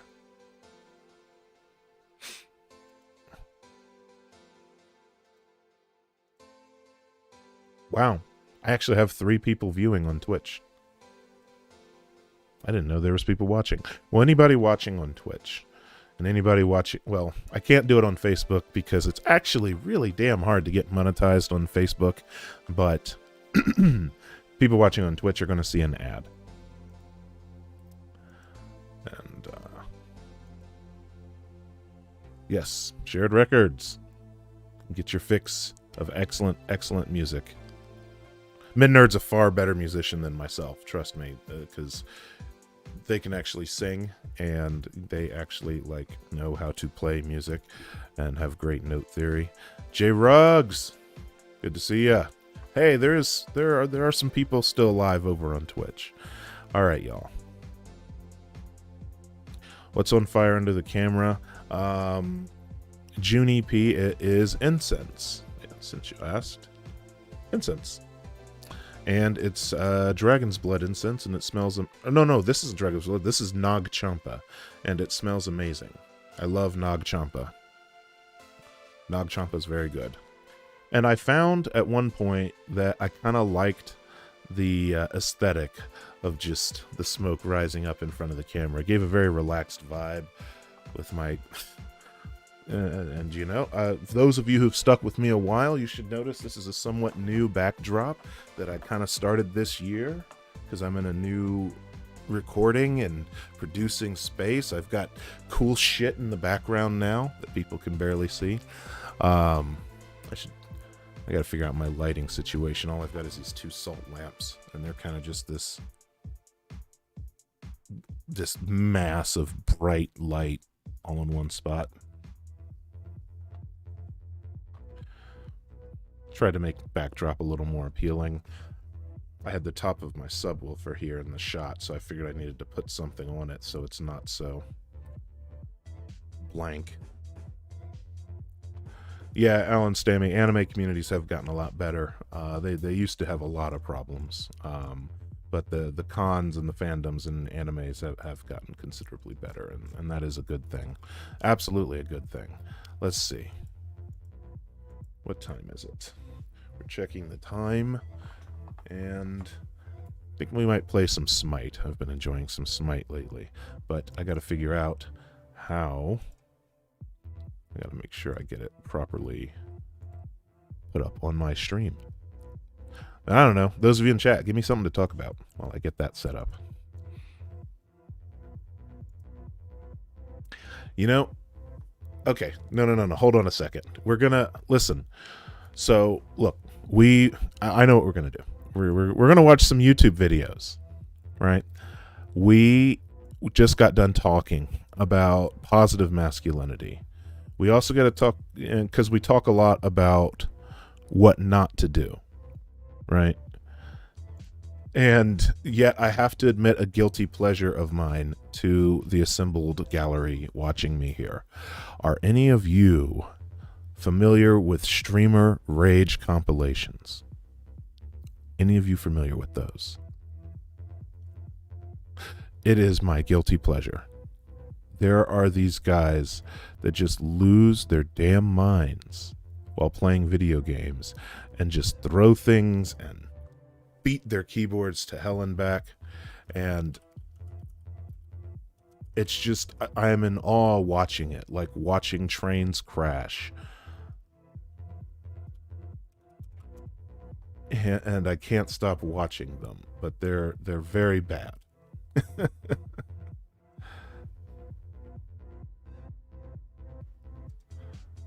Let me see, Jack Period. Where's he at? Ugh, these are long. Hey, Great Emerald Goat, good to see you. June EP, how's it going? So let's see.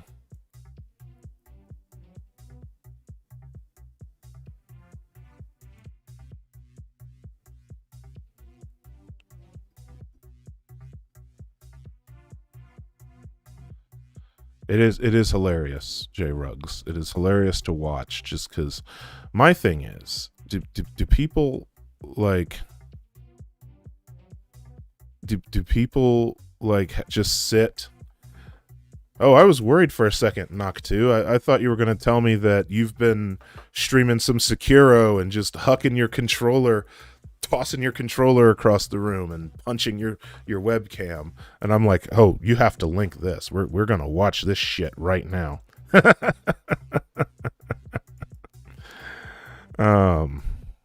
a second here. Thanks for the follow, Empty Colonel, by the way. BT Dubs, thank you. Appreciate you. Love, peace, and chicken grease. B to you. Let's see here. We got to watch one of my favorites and just see what happens when there's no adults present and men are not taught how to properly 30,000 property damage. Not taught how to properly regulate their emotions. It's a problem. It really is.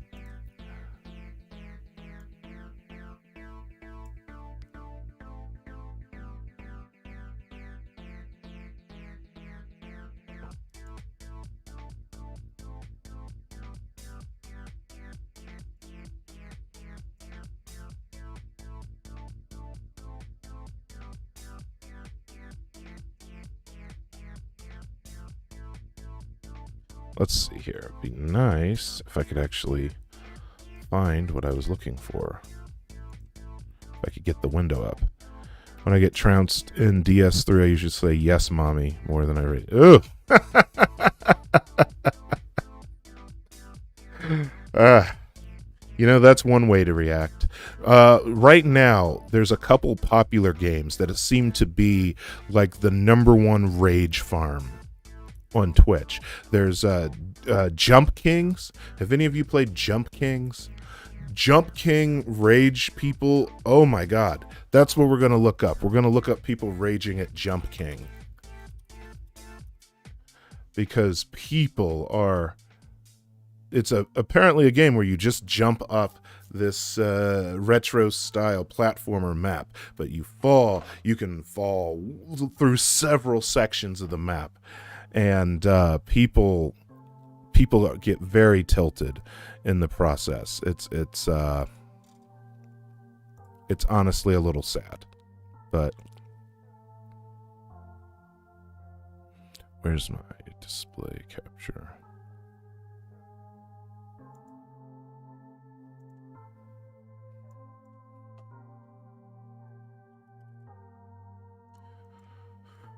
Let's see here. Where are we at? There it is.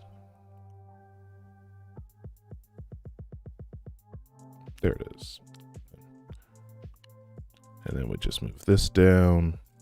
Getting Over It. Yes, that's the other one, Empty Kernel. Getting Over It is full of people raging. Getting Over It is definitely one of the big ones. So let me just turn the music down. And then make sure my desktop audio is on. All right, let's see what we got here, y'all. Let's see what we got here. All right, this is one I think that is good. You can hear me. My mom misses you.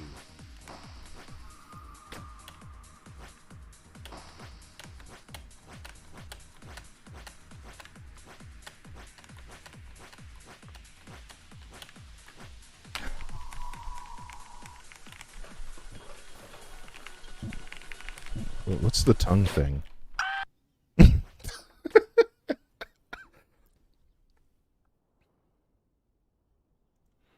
Progress.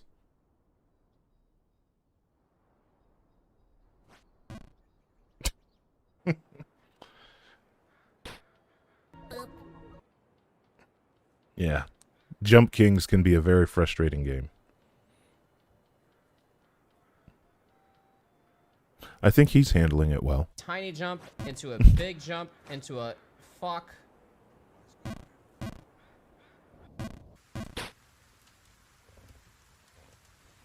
This is Jump King.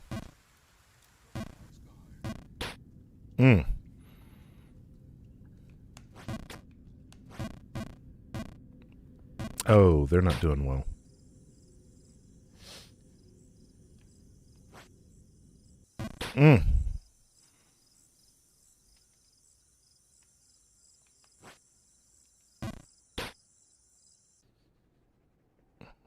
This is the last part of the game.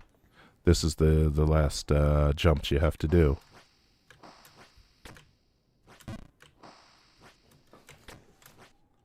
Ooh. No! Oh my god, I can't believe that just happened.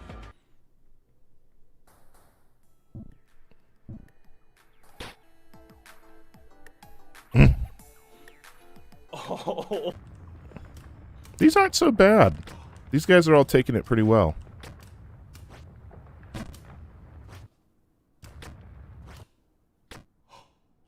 Wait, this is the end.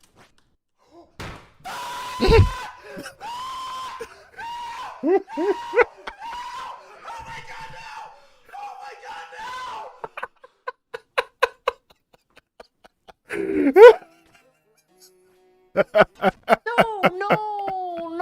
No! I knew I should have waited, man. This is the ball, guys. You haven't been here. This is the last place you want to be. Are we hitting them? No. You fuck this, fuck everybody watching right now. Fuck you all. Fucking good night. Get me the fuck out of this shit. Fuck this. Here, this is what you get to watch. This is fucking good stream I got right here. Just watch that, guys. I'm out, man. Fuck this game. I'm not gonna fuck this one up. Watch. Easy. Oh.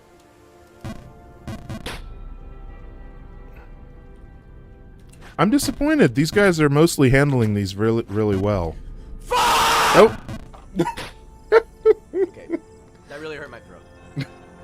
That hurt. God damn it. Maybe I shouldn't play this while I'm sick. I used to stack my empty cans off to the side, and then I would just throw one and knock the whole pyramid over.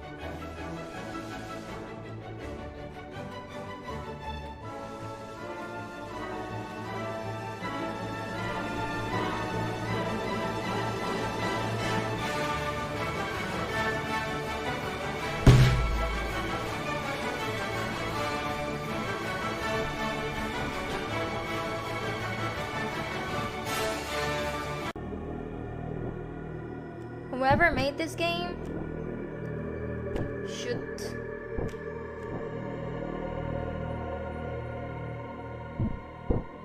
Now, you don't see too many ladies doing the rage stuff. On rare occasion, you do. Should die virgin. Hmm. Yeah, it's more of just tragic. You almost feel bad for these guys. Holy shit. Okay. Let me calm down a bit here, Chad. This is an easy jump. Yeah, I used to Never just hesitate. knock over the stack of If it wasn't cans at with the end. another can. Because I can't afford to destroy my shit. These are not... These aren't It's just one good. of those. Just one We'll of find some better ones. those. Easy.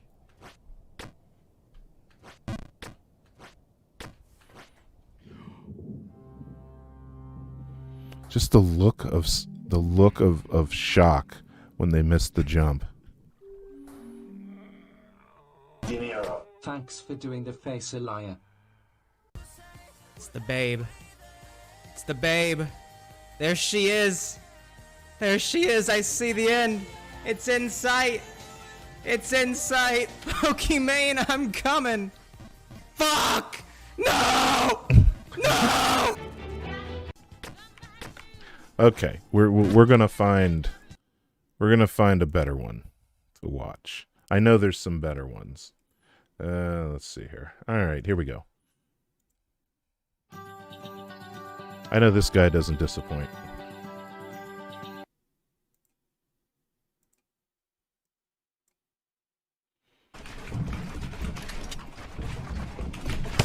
Why did my gun not let me shoot?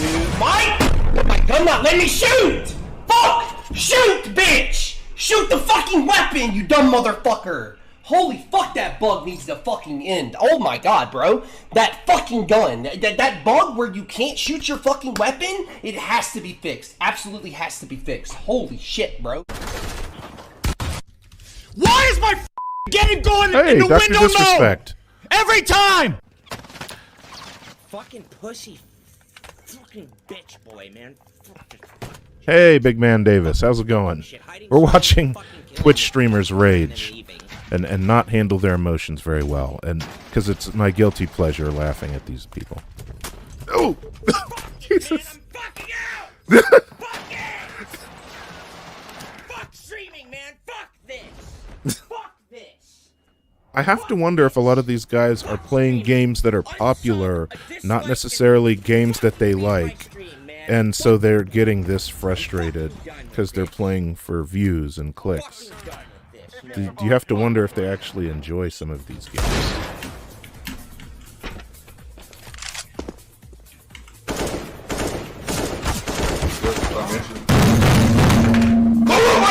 I should headphone one on this. This is loud.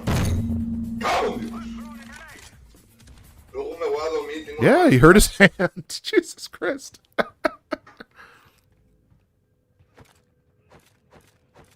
I mean, I felt that way before while playing Apex Legends, but I don't do all that mess. No, I refuse. I think Theo's now in the game. Did he just hurt himself? Lucas, do you want to come back in or do you want to give Theo another chance? Okay. I'm doing well, Big Man Davis. How are you doing? I'm kicking back and relaxing after a really positive and productive panel, so I needed to curse my audience with some absolute toxicity. Wait, who gets mad at Worms.io? Hold on. Who the hell gets mad at Worms.io? It's not even really multiplayer. It's literally a time waster. Are people getting tilted playing Worms IO on their fucking phone? Oh, that's Slither. Oh, that's Slither. Who gets mad playing Slither IO? My point stands. Who gets mad playing that game? Like, it's just literally a time waster. The whole purpose of that game is killing time. I don't let's see how this goes. Yikes. But I have a self-res. Hold E. Don't worry. That's what you get for getting mad at Slither. Not my fault. Run to me. Let me just put some condiments on Let's the try. mustard oil. What?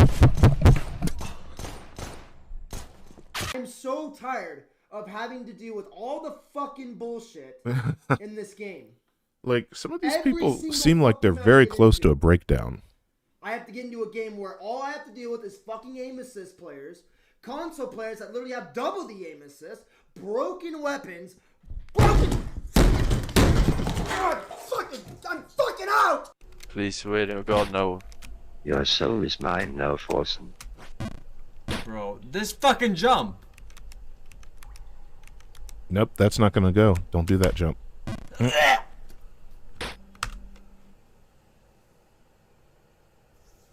he just swallow his tongue?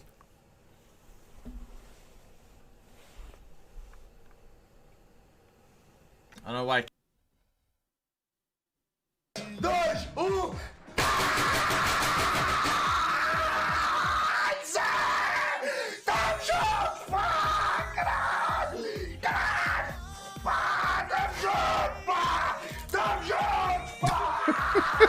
My God. Is he hulking out? I mean, at least he didn't, like, destroy his stuff, so that's good.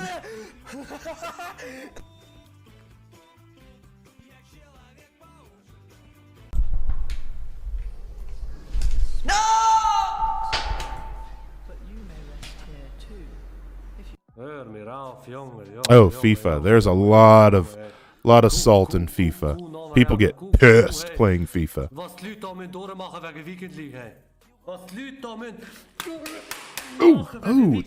Oh my God. He was beating his head with that controller. Holy shit. People get really tilted playing FIFA. I think Sir Swag once called FIFA the world's leading producer of salt. Ich schwör's euch. Jetzt kommt alles raus, was mich dieses ganze Spiel Jetzt dreh ich durch, Jungs. Halt's mal auf. I mean, on the other hand, you also should probably just not play Fortnite. Ikke ressa, vær så snill. Like, I wonder how many of them legit, like, destroy a high-quality microphone or headset. No, bitchy. I can't fathom Fortnite. Good, bro.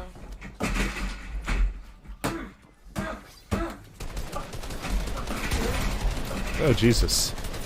Literally, I can't. Don't break the chair. Them things are expensive. I can't stand it. I can't stand it. I can't. Oh, wow. Yeah, Alan Starmy, sometimes you see them just stop, and it's like they're experiencing fucking ego death in the middle of bashing their keyboard. Alright, yeah, it's just... Do these guys, like, have backup keyboards? Or is there a scene where they sit and just put all the keys back on their keyboard? Oh, they're playing WoW. I used to play WoW. No, this is Heroes. Oh, no, this is WoW. Are you fucking kidding me, dude? What the fuck, man? I couldn't even fucking move, dude. Oh my god, dude. Yeah, I'm done. I'm ulti-farming. There's no fucking way. There's no way. There's no way. Hey, see, these little games are supposed to be relaxing. This is David Dole getting killed in Fortnite, then cutting his controller in half. Why does it have to be David Dole, Knock? David Dole is a very, very nice person. I just had the pleasure of being on a stream with him, and I don't see him doing that.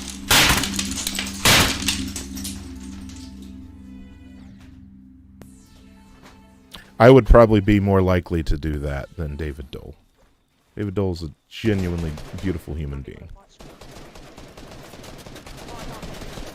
Where are you going to fire that rocket?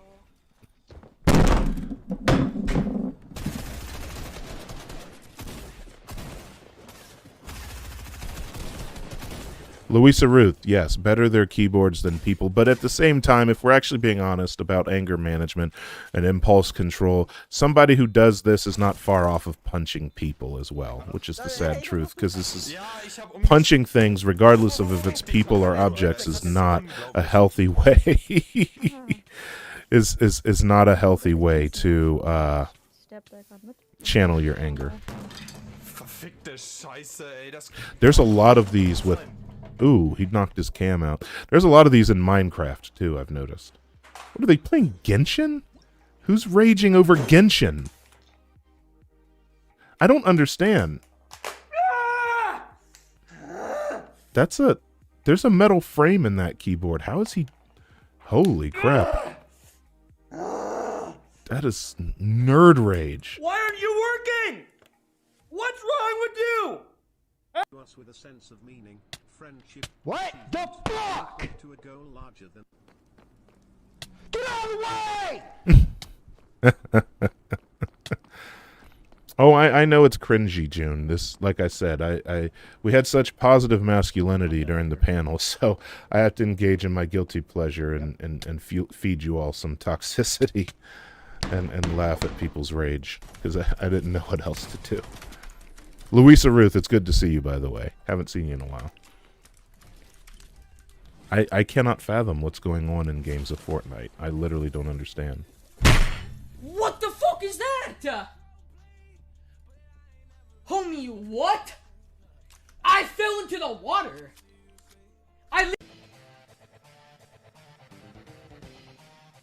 Is he playing FF7? Whoa, that's taking it way back.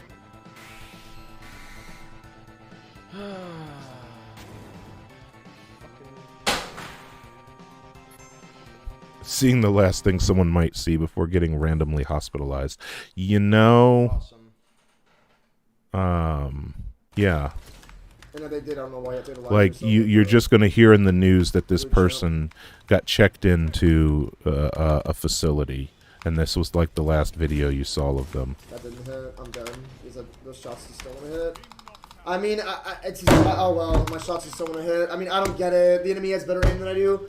I'm done playing this game, dude. You're in Missouri. Fuck Destiny 2. I'm getting off. How is Missouri? How you doing in Missouri?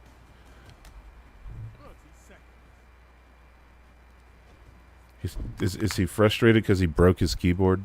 Like, I see these guys, some of these guys show up in multiple clips. Do they, I want to know, do they literally sit and put their key caps back on their keyboard and then just start streaming again?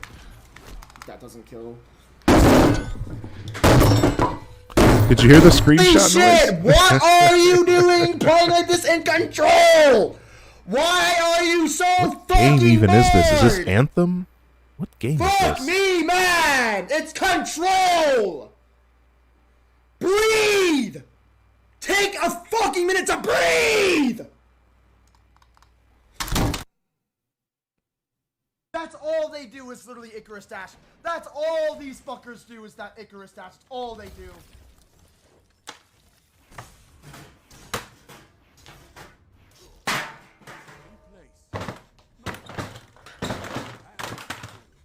Fuck you!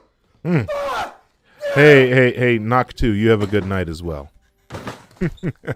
I'll probably only be streaming a little bit longer, but I'm having some fun here at these guys' expense. Missouri is misery. Dude. Fucking Bowser and Ben. Fucking piece of shit. Fucking horrible. Sorry to hear that, Louisa Ruth. What took you to Missouri? Guess. Take a wild guess what I'm about to do to fucking DACA. See, it's always very tense watching people play FIFA because you know they're like seconds away from exploding. This guy is like a soccer super fan. He's good. His whole studio is football, is soccer. That's crazy. It's good to see people getting character that much, and I'm glad you caught it, Louisa Ruth. I hope you caught the panel as opposed to this nonsense. Yeah, it was with Serfs and David Dole from the Rational National. It was a very, very, very good chat. Hope to do it again with Lance from the Serfs very soon. Oh my god. Just like money is good to have, Louisa Ruth. Unfortunately, we had to have that currency to survive. Oh, get fucked! Oh. Ugh. Ah, you know, I have arthritis, so this makes me hurt watching them do that, you know?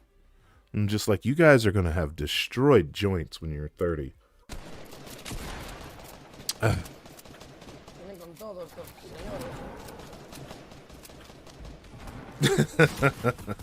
Well, Larissa Ruth, my guilty pleasure is watching Twitch streamers rage and laughing at them. Uh-oh. Oh, they cut. There's nothing better than somebody shouting in a foreign language about soccer.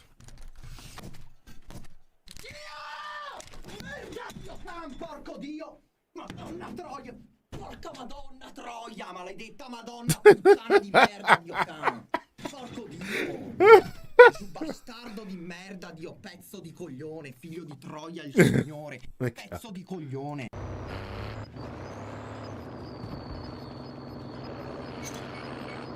Some of these games I don't even recognize.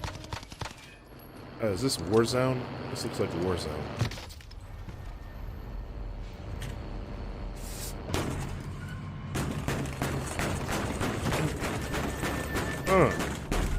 That's a lot. Hey, Christian anarchist. My goodness.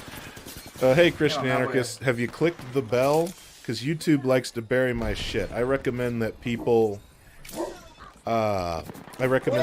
check it regularly and make sure that you click for all notifications. Because YouTube they own some bullshit. It's good to see you, Christian anarchist. We had a great panel earlier. Right now, I'm kind of relaxing and cooling down with some trash of watching some Twitch streamers rage. This is the other part of my teaching of positive masculinity. Don't be like these guys. Find constructive ways to acknowledge and cope with your anger.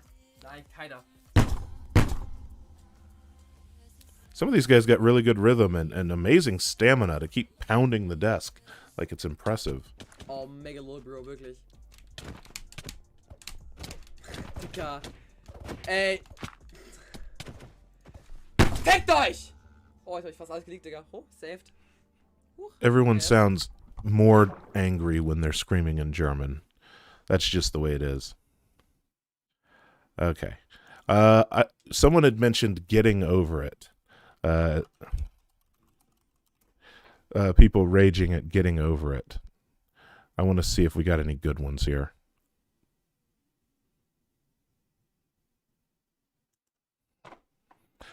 Glad you're here, Christian Anarchist, and I'll let you know, just so you know, in case you don't get the notification, there's a video dropping at midnight on the channel, a scripted video. So I hope you get the chance to watch it. And everybody watching. Can't even do it once. Yes, perspective. That really helps. Getting over it looks hard. I don't know that I could play getting over it. Like, I'd get frustrated and give up. I mean, I wouldn't break shit, but I would definitely be giving up. See, this one, man, I don't know about this. Really? Seems like it's popular. Really? though. So people are, or it was popular at one point. This is an older compilation. See, I don't know, dudes. I don't know about that. I don't know. Oh, shit.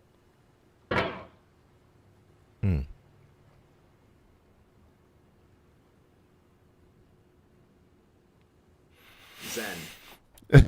Zen. Enable cursor, please. Why? Look at what you made me do! What the hell? You say enable cursor and that happens? I'm over it! Screw that cursor! Wow!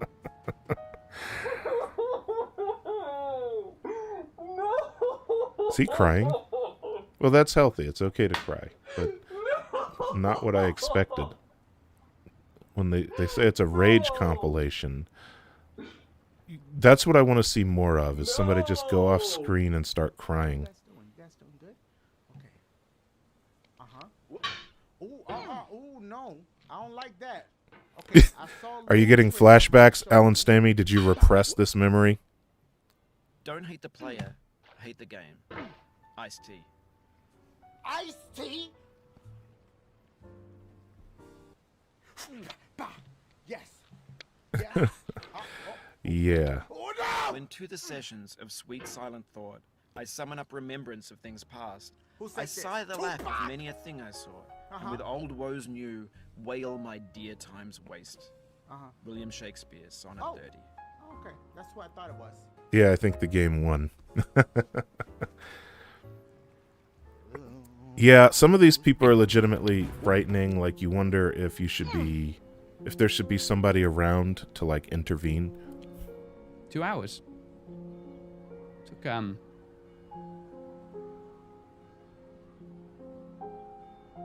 actually can't process what's just happened. Uh-oh. That took 2 hours and I messed up that quick. Oh my god! The only way you can get up this thing, guys, is by, like, throwing yourself. You have to be confident in this. I gotta try this whole thing again. Watch me mess up right now, okay? Okay, no, I got it. Uh-oh.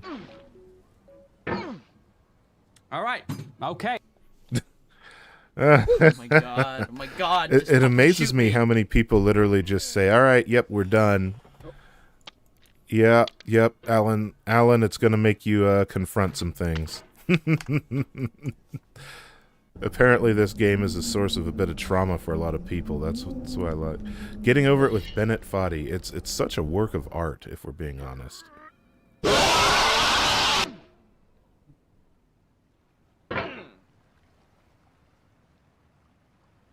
This really isn't rage, though. Most of these people are just being plunged into crisis, it seems.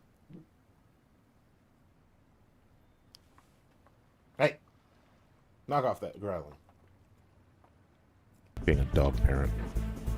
I feel within me, above all earthly dignities, a still and quiet conscience. William Shakespeare.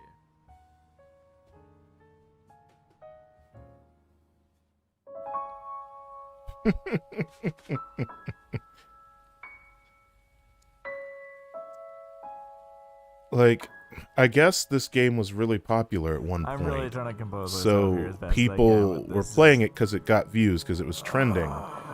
But it's funny when a really challenging game starts trending, because you see a lot of people just going through stages of grief while on live.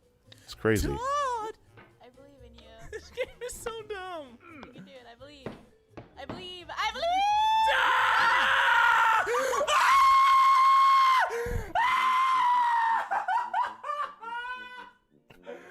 It's the beginning of the game! Yeah, June EP, that's the worst part, is that hold on, because I gotta find it, right? Like, hold on, because the sad truth is that accomplishing it, if you did everything without messing up, we're talking about what, a 7-minute game to complete. Yeah, you know, and I'll show you what I mean. Like, there are people who can run it in less than 2 minutes. Right. So here, I'll show you what I mean. We'll go back here and watch this guy play it. They do look like they're suffering.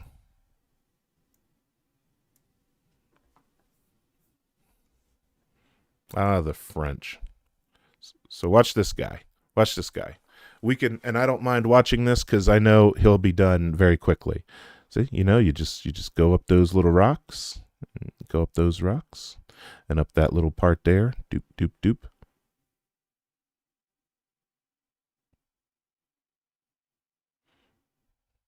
Do you get like that, Christian anarchist? Yeah, my partner seems to think that I get this level of angry. I don't think I get quite this bad, but I don't break things, that's for sure, and I don't tend to scream too much.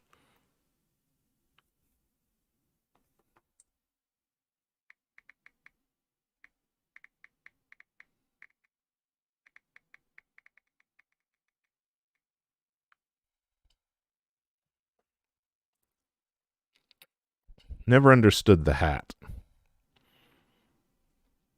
Right, so like, this whole video is only 2 minutes long.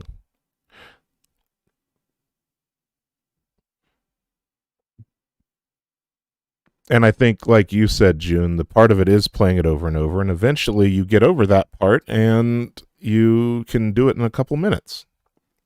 And then you get better at the next part.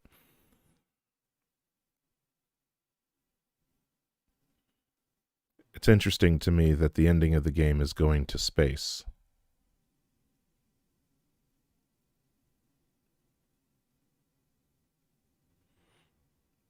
Damn.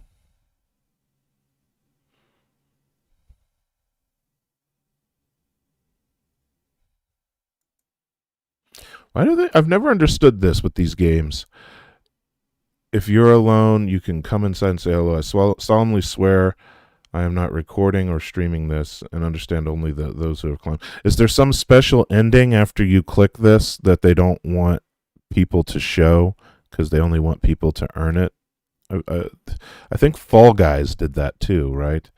Like, is that the gentleman thing to do, is to cut away before it goes to the next screen? Somebody explain that to me. I've never played it. That was cathartic, right? I like to end on a positive note. You know, end on a positive note. That was cathartic. The guy, he accomplished it, and he stood up, and he was successful. Had to take a deep breath to recognize his success. That was good. That was very cathartic. Look, y'all, we have had... let me see. I see some chat coming through.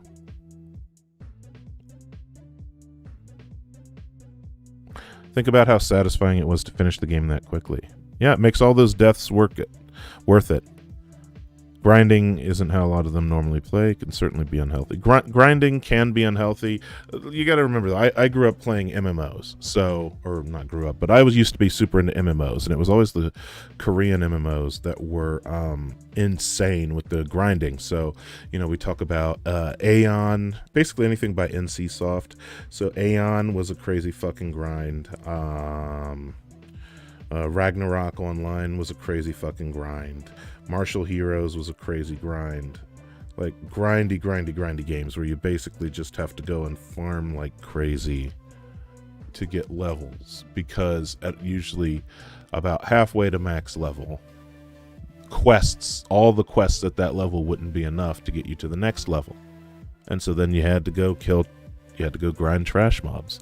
And that shit sucked.